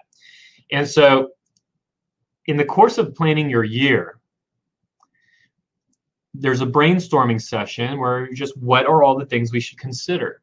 There's going to be certain things that make it on to what has to be done this year. Certain things that you're going to make sure you tackle this quarter, but there's other things that are great ideas that should not be discarded. They should be saved, right? And so that is what you move to the issues list. For example, in my world, I know, all my children came from IVF, and we needed that kind of help. We had to go through fertility treatment. I'm just, so thankful for having gone through it. And there's a lot of people that go through different versions of that. Some people that can't accomplish fertility, and they end up, there's people that adopt. There's people that simply, need less invasive procedures, and everything in between. But long story short is I'm passionate about this idea that we're going to help people create a 501(c) around the idea of helping people have children that otherwise could not have them, and all these things, adoption, IVF, all of it is extremely expensive. It's all very expensive, and I was lucky enough to be able to do it. So long story short, I have this vision of 501(c) fertility / adoption nonprofit. So that's on my issues list. It's not something we've prioritized yet. We've just known, we've been honest with ourselves based on the things we're going to accomplish this year? Do we have the bandwidth to really do that? The answer so far has been no. Maybe for next year it's yes. My dirty secret, by the way, is we ended up canceling our 2-day offsite and moving it to next week, which is entirely too late. Never do that. Ideally, it's accomplished like first week of December, last week of November. So maybe we'll find that that's actually a goal for the year and it gets implemented this coming year. Point being, though, that it's on that issues list segment of my VTO. So it's basically like simple things. It could be like really granular, right? I'd really like for my CRM to do X, or I need to change the call to action on this postcard. I don't think it's right. Anything like that. I'd encourage you to have a Google Doc. That's what we do. We have a Google Doc. We call it the issues list. Now in my business, because there's different departments, we have the sales team issues list, the executive team issues list, the administrative team issues list. But you, depending, again, scale it to you where you're at, you probably have one to begin with. And this is somewhere where you just jot these things down, so now they have somewhere to live and breathe. On a weekly basis, you need to be running something called a level 10 meeting. And Kyle's going to illustrate all of that for us in a moment. A level 10 meeting, though, at the end of the day it can only be effective if we have a great issues list to go to then sort through the things, the obstacles, the encumbrances, to the things that are slowing down the business right now, and go ahead and solve through them. So a typical executive meeting of mine is we go through an agenda. It's the same agenda each week, but we get to the point where, okay, we go to the issues list. And when we go to the issues list, we prioritize what here is most important, will get us the most traction in this coming week. What do we have to discuss now? When it's discussed, you simply propose, okay, you go through a system called IDS. So you identify the issue, you discuss the issue, you solve the issue. And what that means is you pose, here's the issue I'm seeing because this is what we're experiencing and it's causing these problems. You get everyone's input. Again, if it's just you, you have to find someone that you can speak to about these sorts of things in your business, and every one of you can find these people, right? There's all kinds of just people connected to the deals you're doing, vendors, et cetera, that you can trust to do this with. And so you identify the issue, you would discuss it, and there can be back and forth, and well, what about this? I'm not sure. How about that? How about that? Right? And all that is healthy conflict. The thing you want to stay away from is what we call politicking. You want to stay away from if I've already made my my case regarding this particular angle on the point, and then I find that I'm repeating that and I'm fighting for it and I'm like politicking, right? Like campaigning for it. That's where you want to just stop. Everyone identify the issue, identify the real issue, because it might not even be the issue, right? You might say, hey, here's an issue, but it's really something below the surface. So try to dig down and find the real root, identify it, discuss it, solve it. And solve it just means you make a decision, you move on. It may not be what, there's going to be someone in the group whose preference was not chosen. The sign of a healthy team, a healthy organization, a healthy business is that you can do that. Everyone move forward in the same direction, regardless of what decision was made. So from the outside looking in, I bet you could, if someone came to my sales meeting, they might think we're having arguments. And then they might see us after the sales meeting all hugging and kissing. And they're like, what the hell? This is a weird group of people. Weren't they just fighting? No, we weren't fighting. We were discussing. We were passionate about what we were discussing. But when we made a decision, we moved forward together. So on your IDS list, that's what we call it, the issues list, the IDS list, identify, discuss, solve. It's very simple. It's a Google sheet, somewhere where you can put the issue out. You can date, right? So the date you're putting the issue itself, and then there's a column called who. So the person that put the issue on the list, that goes there. And then you're able to visit these issues lists on a weekly basis. And the issues list on the VTO, that's more long-term, kind of bigger project. When will one of these become a rock for a quarter or even a goal for a year? And there's not a lot more to it. I would just encourage you to do it so you don't have all these ideas, all these issues, all these things that could be improving your business just sort of floating out there. This way you have a system to systematically tackle them on a week in, week out basis, and then on a quarterly basis, a yearly basis. So the only thing really left to know here is what good is all this if it can't come down to the way we approach a week. I mean, we've talked about approaching a 10-year vision, a 3-year, a 1-year, what we're going to do for, on a quarterly basis. Well, to make the quarter happen, we got to kick ass every week and all be moving in the same direction. There's a system called the Level 10 meeting. Kyle's been raving about it ever since he implemented it. It was actually really cool, Kyle. I was on the phone with you yesterday, and you had a couple of your team members on the phone. And then I heard you guys talking about your Level 10, and they're using the language, you're using the language, and everyone's like very focused. And there's no question that if you continue that, you're going to hit that goal of yours that you put out here. So a lot of people, I think, struggle, dude, with how do I actually run an effective meeting? How do I agenda it? What do we do? And you've crushed it on this. So let's lay it out.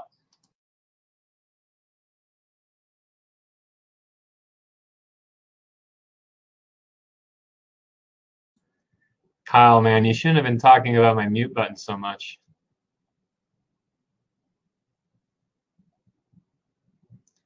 No, you're still muted. Shit, I muted my mic. My bad. All right.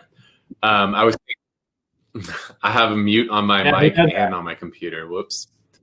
Dan, you did a fantastic job. I'm going to compliment you. All right. So level 10 meetings. This is all about actual. You got it? Okay. Oh, I got it. This is all about having an actual system and process with your meetings, because so many companies' meetings, ours included, prior to implementing the system, were just terrible. It would be like everybody get on there and be like, all right, guys, what are we going to talk about? What's going on? Like, I look back at those meetings and are just like, I'm literally embarrassed by like the quality of meetings that we were having, because to even associate the word quality with them was not fair. They were so pathetic, and everybody would just sit there and wait for somebody to like talk and bring something up, but there was no structure, no format. And there's that saying, right? If you fail to plan, you plan to fail. So you got to have a plan for what's going to happen at these meetings. So a couple things. Level 10 meetings, they happen every week at the same day, at the same time, at the same location. Everybody is present. Everybody is on time. And on time means you're early, because if you're actually on time, you're late. So you got to be at least 5 minutes early to this thing. For us, it's Tuesdays at 1 o'clock. I think Dan's are in the morning on Tuesdays. But this is that meeting that everybody is there, locked, loaded, ready to go. For us, this is just our leadership team. So within our company, that's 5 people. That could be 2 people in your company. That could be, you could just be a solo agent. And now maybe you and a colleague have built an accountability group and do level 10s together, and you guys want to help hold each other accountable to doing these meetings. But this meeting, same time, same place, same everything, every week. It's consistent. Everybody's there no matter what. And it's a 90-minute meeting. First time I heard that part, I damn near broke out in hives. I was scared. I was like, I can't do this 90-minute meeting. Like, we do these 30-minute meetings now, and it's painful to be on these 30-minute meetings. But it was painful because nothing was getting done in one of these 30-minute meetings. But now we have these 90-minute meetings, and we have a really, really solid format that we follow. And so I'm going to give you the specific format, and hopefully you guys can take this, implement this, and run with it moving forward in your business. If you guys want any of these slides, I'm going to let you know a little secret. The name at the top of the file says level 10 meeting, like Google EOS level 10 meeting. You can get it. If you go to the EOS website, you can download the whole toolbox that will have every single thing we've shared with you. And you can get the BTO, the level 10, the people, all that stuff's there. We'll do our best to, when we send the replay out, to include all of these for you. But if you want to get ahead of the game, just go look for the EOS toolbox and you can get the whole thing. Yeah, you're going to have to give them your info. They'll probably retarget you. Deal with it. It's worth it, because these tools are invaluable. So here's how this level 10 meeting works.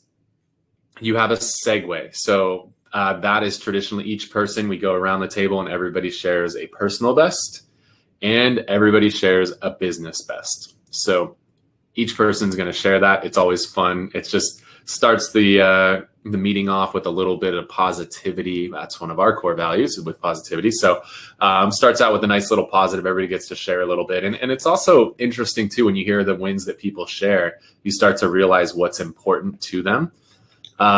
We talked earlier about the people analyzer and making sure you have the right people in the right seats. We had somebody who was overseeing the entire sales team at one point, and we realized we had the right person. He was in the wrong seat. And we realized that because every time he would share something, it was always about, hey, so-and-so was running up against this objection and I helped him, overcome it. So-and-so was having trouble negotiating this deal and I helped him negotiate it. It was always that. But this person's role also included a lot of like coaching and support for the agents. And we started to realize like the wins never were about that. It was never like so-and-so had a really rough week. They got in a car accident and, we're just having a real tough time mentally. And I helped, work with them and change their mindset. Like it was never that. It was always like, I help this person close. I help this person negotiate. I help fix this deal. And we realized like this was the right person, amazingly talented. But the coaching side of it was not this person's strength. And we realized that by this segue, because every time you'd share a win, it was always a closing thing. And so now we've shifted that person. They're back out selling and they're purely focusing on deal doctoring, negotiating scripts, objection handling, and having 1,000 times more fun because that person is now in the right seat. So when we did like the GWC on that people analyzer, right, he got it, he won it, but he just didn't have the capacity to do that role. And now we shifted and his capacity to do his new role is off the charts and he's going to make, 3 times as much money and have more fun doing it. So that was kind of interesting for us as we started to share those personal and business best. It's really fun to kind of get a glimpse into what's important to people. Next up is the scorecard. So you want to have a few key metrics that you're tracking in your business that are really going to tell the health of how you're doing when it comes to being on track for your 1-year plan. What are those things? For us, we want to grow from 30 to 60 agents over the course of this year. Well, if one of our big growth initiatives is to go from 30 to 60 agents, we should probably have a metric where we're tracking how many agents are a part of the company.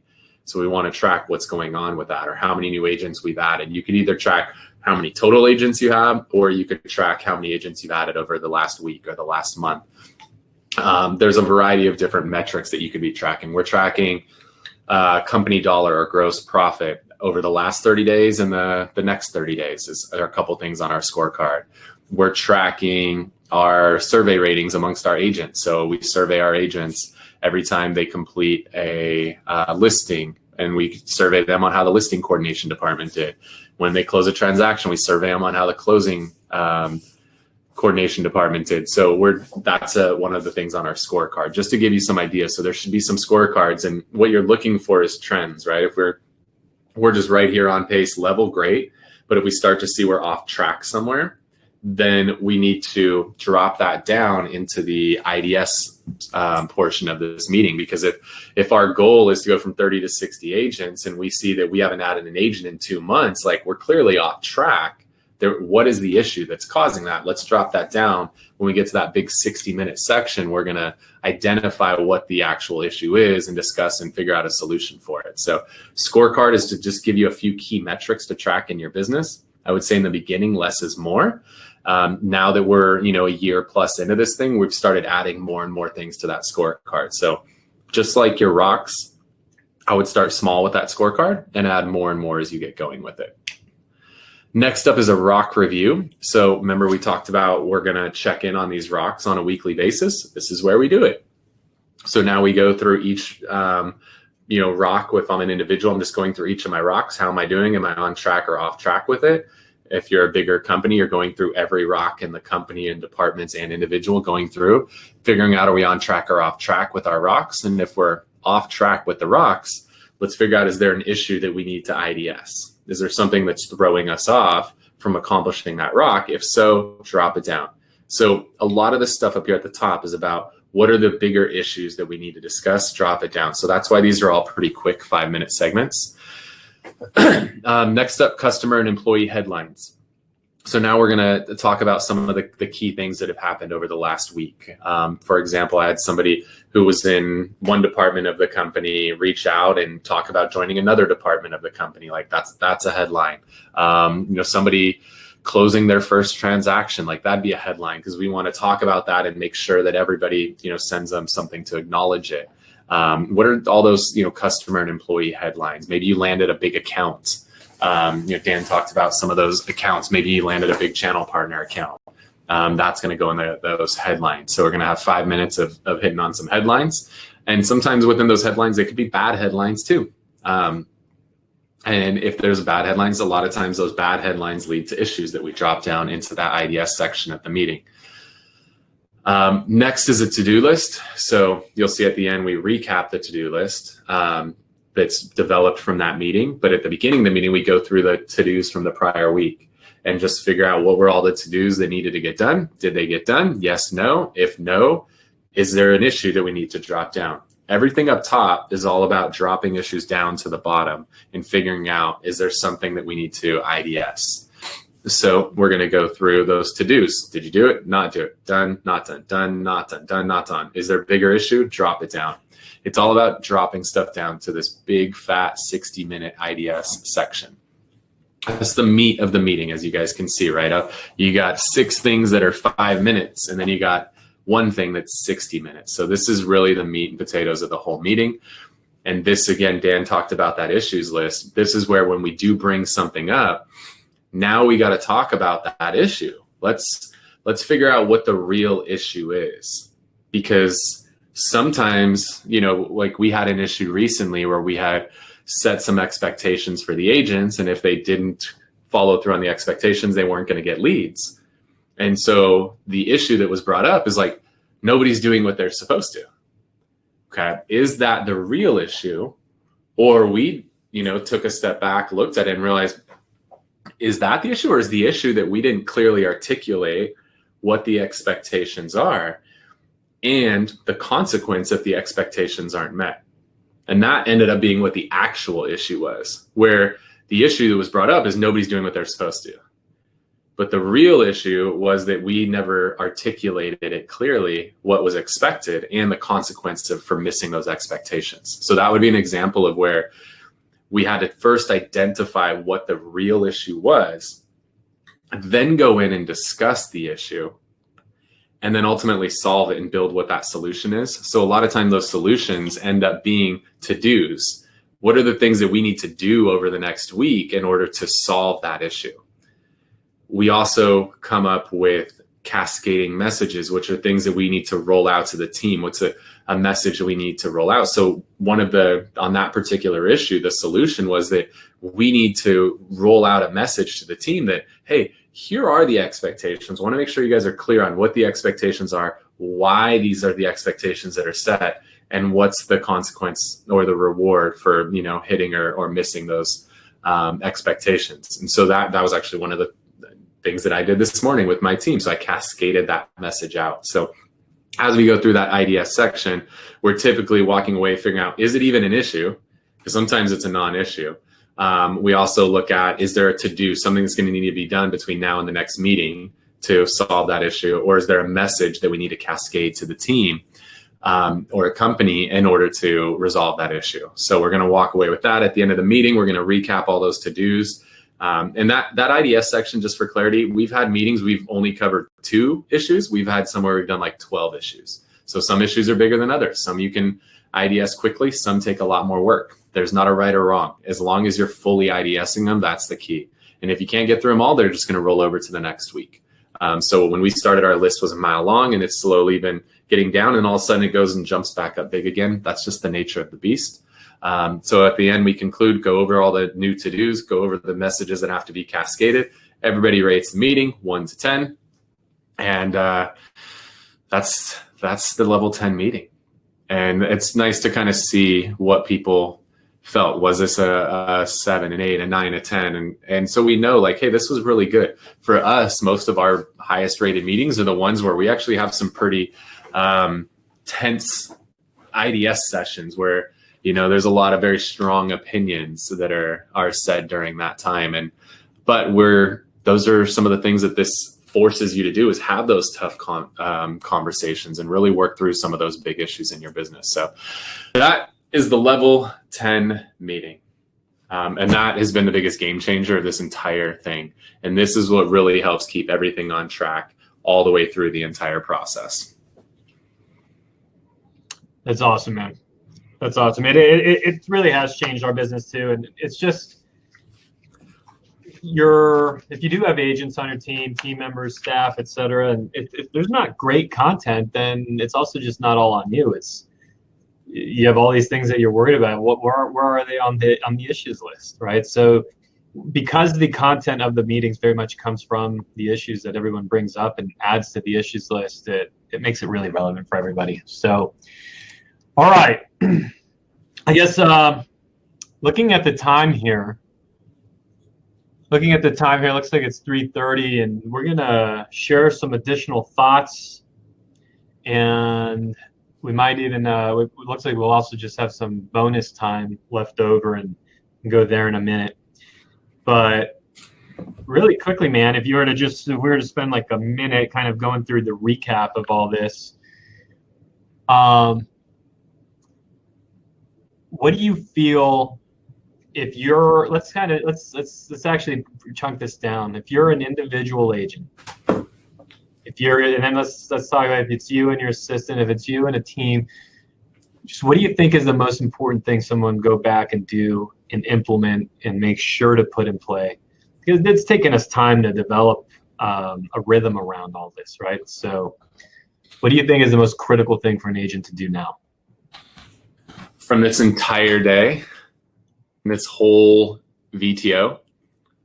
Just for them to get into action, to implement it, to give it a chance at success, right? I mean, for me, it comes back to the people equation. Yeah, I think you have to make sure that the right people are around you, that everyone's in the right seat. Start using these tools. The people analyzer, I think, is one of the best things that you're going to run across anywhere, and it's just so damn simple.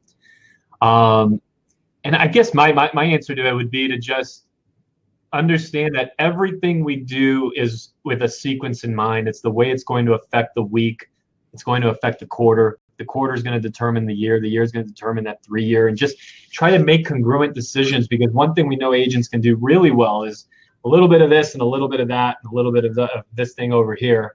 And so to just start moving everything in one consistent direction, it's going to be huge for you. Also mention quickly, because some people have asked, sent me messages here on the private side of the chat and just said like, hey, why are you guys sharing all this? And straight up, there's nothing that's ever made more significance, money, reward, you name it, more of it, than just sharing and being open and living out a Beer Home Team core value, which is to have a mindset of abundance. Like Kyle's in my own damn market, and we share everything. And so it's interestingly enough, I've only seen the business grow, and I've only seen the cash flow grow, the money, the profit, everything with that. And so I think if you just add value to the world, you're unlikely to be unrewarded for it. So that's kind of the just straight up, that's why, and I freaking enjoy it. Like, this is where I get, this is something I enjoy a lot. But what do you, let me ask you this question, Guy. What part of this do you need to focus on and like improve with your team this coming year? Yeah. For us, I think the thing that we need to focus on the most is getting this rolled out to the entire company. I think that's an area, especially because we just finished our 2-day offsite. So now we have a fresh VTO that's all dialed in. We've been working on it for months and months as a leadership team, is really rolling it out and getting everybody on board. I think is the most important thing, is getting everybody's vision in alignment and having everybody row in that same direction is really the key for us right now, is to get everybody out there and get everybody excited about it. Like, everybody in our company is so freaking excited right now to go to Cabo. Assuming we hit this goal, which I think we have 6 more to close before the end of the year, and we're taking the entire team to Cabo. Like, seeing everybody bought into that vision and the excitement that surrounds that, that's awesome. And so now getting that same level of excitement for the new 1 year, for the 3 year, for the 10 year, that's the key for us, as we move forward. It's awesome, man. So listen, guys, I hope you've gotten a tremendous amount of value out of the day. I hope you go kick ass in this coming year. It looks like we've wrapped up about 25 minutes early. So I sent off a message here to Kyle. We're going to go ahead and do this. A lot of people are like, by the way, the business planning session is over. So I hope you've enjoyed it. We're going to stick around though, because a lot of people are asking, how can we really implement this? How can we kind of just work together? In other words, how can we make today not the end of a great day together, but rather the beginning of something bigger and something deeper? A lot of you were asking about our collaboration group, our mentorship group, the coaching platform we have. So we're going to take about a 30-second break, literally just like 30 seconds. Going to say thank you to everybody that spent the day here. Go put it in play. We're excited for you to do so. By the way, we thrive off of you sending us little emails and messages or texts or whatever. Let us know how it's going. Let us know if we need to do a 2.0 version, right? At some point, maybe after Q1 and get through some of the kinks, whatever it might be. But go kick ass. Thank you.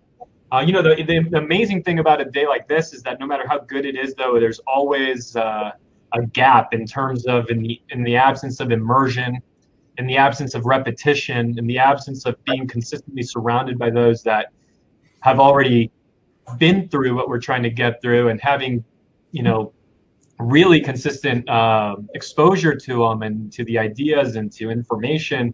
It's just hard to sometimes implement. And so we're going to go through some of that, and the way we're going to help resolve that with some of you, whoever wants to stick around. We're going to do a bonus session.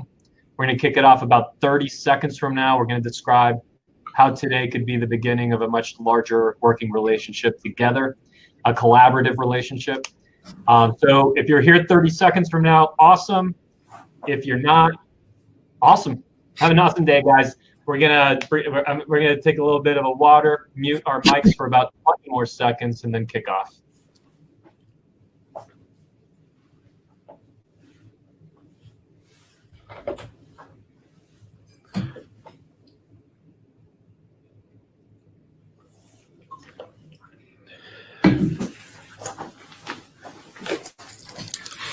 Do you guys ever want to be like locked in for a day? These things, they're life. They're amazing. You can get them on Amazon. They're fantastic. The energy and focus these things will give you, next level. Pro tip. Genius mushrooms, huh? Yeah, genius mushrooms, dude. All right, Dan, let's roll. All right, guys.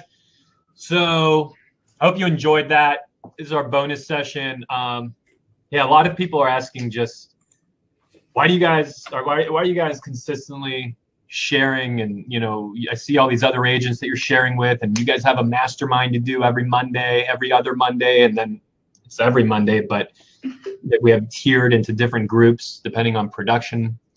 A lot of messages telling us how much people appreciate that we are production focused while growing other parts of our business, but it's always the production team, the sales business that's most important to us. And essentially, what is this group that we're always talking about that we're building?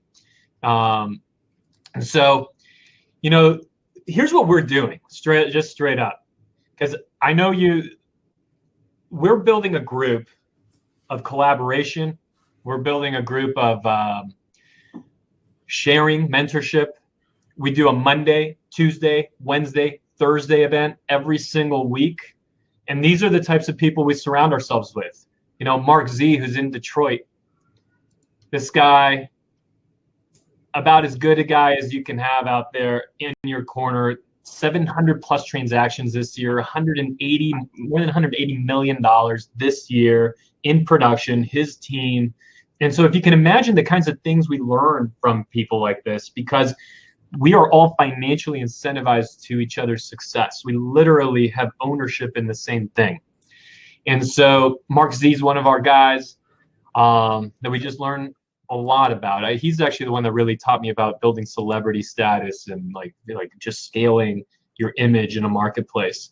And then you have some guys like John Pugh in Costa Mesa, 31 units, $20 million in production this year, just growing his business, right? Getting it kind of up and going, that team in much earlier stages. He was a team leader at a Keller Williams Market Center at one point, and really just a consistent contributor. He's got a passion around getting people through that messy middle, which is interesting because now he's going through it himself. It's a lot of fun. Fresno, you got Andy Nazarov, who's just killer out there, 97 units, 38 million. How'd you guys meet, Kyle? Tom Ferry, through Tom Ferry Coaching Organization. So you guys met there. And what's interesting is now on the daily, like Andy has literally unfiltered access to my calendar to troubleshoot what's going on in his business. Yesterday, the number one Century 21 agent in all of San Diego County came. I spent an hour with him repurposing, redoing, rebuilding all of his scripting around seller lead response. Chris Anderson, $91 million producer, part of the group. Julie DeRoche, 400 freaking deals this year out of her database strictly, $160 million in production this year. Tina Cole in Raleigh, North Carolina, 375 units, $125 million of production. Parker Pemberton in Minnesota with $100 million of production. Brett Sikora with 226 units, $124 million of production. 124. Brett, buddy, fucking good job. I knew the guy's growing.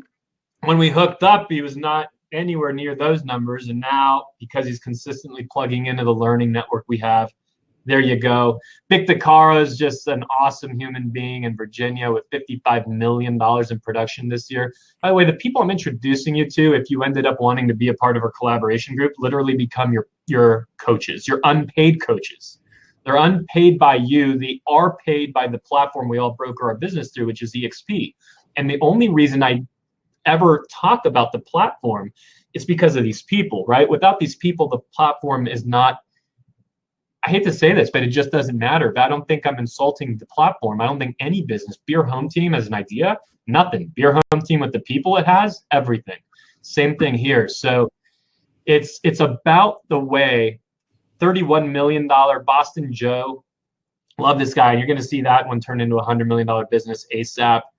Out in Florida, Mark Hiller with his 162 units this year, $52 million of production. Clarissa Marshall, she joined us. She was doing like $2 million in business, literally. Closing out 2 years later, 85 units for $26 million in Asheville, North Carolina. It's freaking amazing. And then there's so many more people, like $180 million Jennifer Weiner and $150 million Dave DeVoe and $50 million Jim Brooks and on and on. So what we're inviting you to is our collaboration group, okay, for production-minded people, period. This isn't where you're going to hear about, hey, come get rich tomorrow morning because you joined EXP and because, bam, you got some stock and you retire. No, bullshit. Okay, you're gonna have to work your ass off. You want all that other shit people talk about, all that the stuff, the revenue streams and the revenue share and the stock and all. You want that? Let's do one thing together. Let's grow huge, productive real estate businesses. That's why everything we do as a group, from a learning standpoint, is 100% production focused. And look at what's happening to production, man. Where's your production since we all hooked up, dude? Like, where are you at now? We went from 172 million to this year we should finish about 267 million. So almost 100 million increase in the last 2.5 years. It's amazing. But it's really no secret. Like what we're doing with this platform is we're simply building a coaching, mentoring, and collaboration group where if you have a goal, you've actually set out your goals today, and you wanted to go from 12 transactions to 30, or you wanted to go from 30 transactions to 100, or from 100 to 200, or whatever it might be, are you going to do it easier in a traditional environment where, Kyle, let's talk about let's not label it with an actual name, but any traditional market, or a model, I should say, any traditional franchise, right? You go in, maybe there's 200 or 300 agents that have their license there, but there's like 12 people that showed up to the branch that day, even in a non-COVID world. And then what you have is there's 3 of them that are actually really productive agents, but they're behind closed doors producing. You have 3 or 4 of them that are just like you, trying to build, trying to get it going, but not really in a position to mentor you. You have 4 or 5 that are just there to talk about their weekend. The same people that I would put my head down and try and avoid in the hallway. Not because I'm not a nice guy, I'm just there to work, right? When I want to be a nice guy, I go out and socialize, not go to the office. And so what happens is most people's avenue to growth is you have to bump into one of these top producers at the copy machine, or pay for a conference, or travel somewhere, or attend something like what we did today.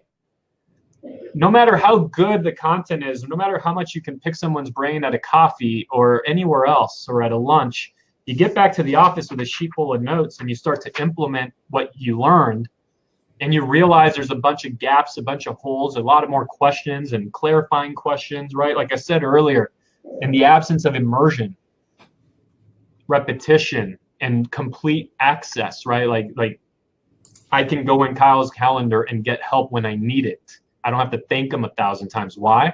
Because he makes money when I make money. That's what EXP has done expertly well. As you all know, my brand is that thing right there. It's the Beer Home Team. That's my brand. That's my company. But I've never found a platform for the little bit that we give them, how much they literally give half the revenue back to us for helping grow one another's business, but it only comes if people sell houses. So the incentive is fully around production. It is a coaching, mentorship, collaboration environment. Because in our environment, well, there's some of our members that are literally on this webinar today. They're gonna have questions, just like you have questions about what just happened. They're just gonna jump in my calendar without even asking me. They're gonna jump into Kyle's calendar, Curtis Johnson's calendar. They're gonna jump into Mark Z's calendar. They're going to jump into Tina Call's, all these amazing people we just showed you, plus many more. And they're going to get their questions answered. People not in the group are going to have to do trial and error and bump their way through. And you can grow that way, dude. Right? You can grow that way. It's just slower and it's more expensive. Right. We're all going to get where we want to go. It's just a matter of how long is it going to take to get there and how bumpy is the road going to be along the way. So, look, I don't even think we have to spend a lot more time here. What we're inviting you to do is that if you're open-minded about your business, if you want to be surrounded by people that literally have financial incentive to your growth, who they could spend 100 hours with you, but it will never matter unless you sell houses, grow, because that is the most attractive thing you can do, is produce. If you want to just understand what it looks like to be a part of our group, if you have any curiosities, questions, see, Kyle and I, as you know, we're not the type to ever badger, to ever we're not going to do a lot of what I call the knucklehead activity out there. All we're ever going to do is come with value, come with content, come with help. But we're also not going to hide the fact that we're extremely enthusiastic about working with you. By the way, if you were invited here by one of our agent partners around the country, go ahead and book the call, strategycallwithdan.com or strategy.kylewhissel.com, whoever you want to talk to. Go ahead and book it, and then let that person know, and they can jump on the Zoom with us as well. And all of us will then be there together and help one another. And maybe nothing will even come from it. Who knows? Maybe we'll end up collaborating on a weekly basis. Maybe we'll be texting and calling each other and traveling the country once that's open again and learning together. And maybe we just have an interesting phone call, right? In the worst case. And just to be clear, this is not to join Dan's team, not to join my team. here in San Diego. This is open to people literally across the world. I think we're in like 10 different countries now. So regardless of what city you're in, what state you're in, what country you're in, this is an opportunity. We just landed a massive team in Rosarito, Mexico. We've been on HGTV House Hunters, like a fantastic team. We've got people up in Canada. We've got people in the UK and Australia, all over the country.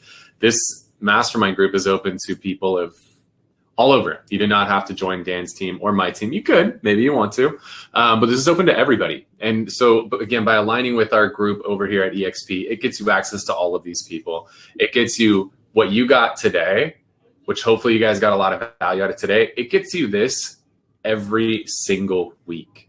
And we know that as we've gone through COVID, a lot of brokers have just buried their head in the sand and haven't done shit because they don't know what to do.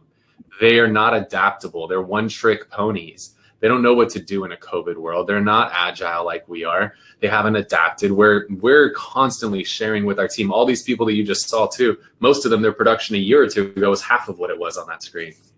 We are pouring in and helping people every single week. Every Monday, Dan and I are hopping on and masterminding and working with our group on whatever the issues are that they're facing in their business, whatever those challenges are, lead gen, lead conversion, hiring, firing, all that stuff. Every Tuesday, you're getting Jay Kinder, one of the top cold banker agents in the history of the world, one of the top coaches in the world. You're getting access to him on every Tuesday. You're getting people like the ones you just saw every Wednesday doing a live training, just opening the books on their secret sauce, whatever it is that they're best at, just sharing with the group. Every Thursday, you're getting John Kitchens, the head coach from Jay Kinner and Michael Reese's company, just doing live coaching, helping everybody. So that's what our group's all about. So if you want access to Dan, to myself, whoever invited you to this webinar, hit one of those links, strategycallwithdan.com, strategy.kylewhissel.com. Set up some time. We'd love to talk to you more about the opportunity to get access like this every single week. If that's something that you're into, hit one of those links. We would love to connect with you, explore it a little bit further. And Dan, I think that's a wrap, dude. Yeah, man, that is. And this is a lot of fun. I really look forward to seeing who we link arms with this coming year. We're all sharing our entire playbook, every single bit of our business. And I'll just highlight quickly that sometimes this gets lost. We talk about all these big producers all over the country, and you could wonder, well, do I fit there? You fit if you want to grow. There's brand new agents. There's people barely scaling up. There's people that are way up. There's people somewhere in between. I'm just trying to highlight for you, we're trying to highlight for you that these people all become essentially, like, these are all people I would, on the market, get paid $1,000 or $2,000 or $3,000 a month for a couple of calls coaching. And you don't pay a dime ever. You don't pay them splits ever. Nothing. They're financially incentivized by EXP. Literally, EXP pays them money to coach you, to be there for you, to open their playbook to you. So that when you're thinking about doing something, they can say, no, don't do that. Everyone, I lost a lot of money there. Kyle lost money there. Don't do that. Do this. Or here's exactly how I would do it different now. Here's the playbook. You go in their calendar. You just take the time. You use it. You grow. You implement. And you don't have to thank them 100 times for having the access. They're paid by EXP to coach you. It is the greatest level of alignment. That's why we're growing at this speed. A lot of people want to know why. Like, what does it come back to? People. Remember that part of this whole day? It always comes back to people. And there's nothing like what we have going on in this thing that we're building. This is great. Lots of love, guys. Have a great 2021. Enjoy your holidays and New Year and Christmas and the whole thing. And look forward to just having a lot of really interesting conversations, growth, and like-minded conversation with those of you that do hop on and at least grab a call with us to explore if it's a fit. Might not be a fit. Let's find out.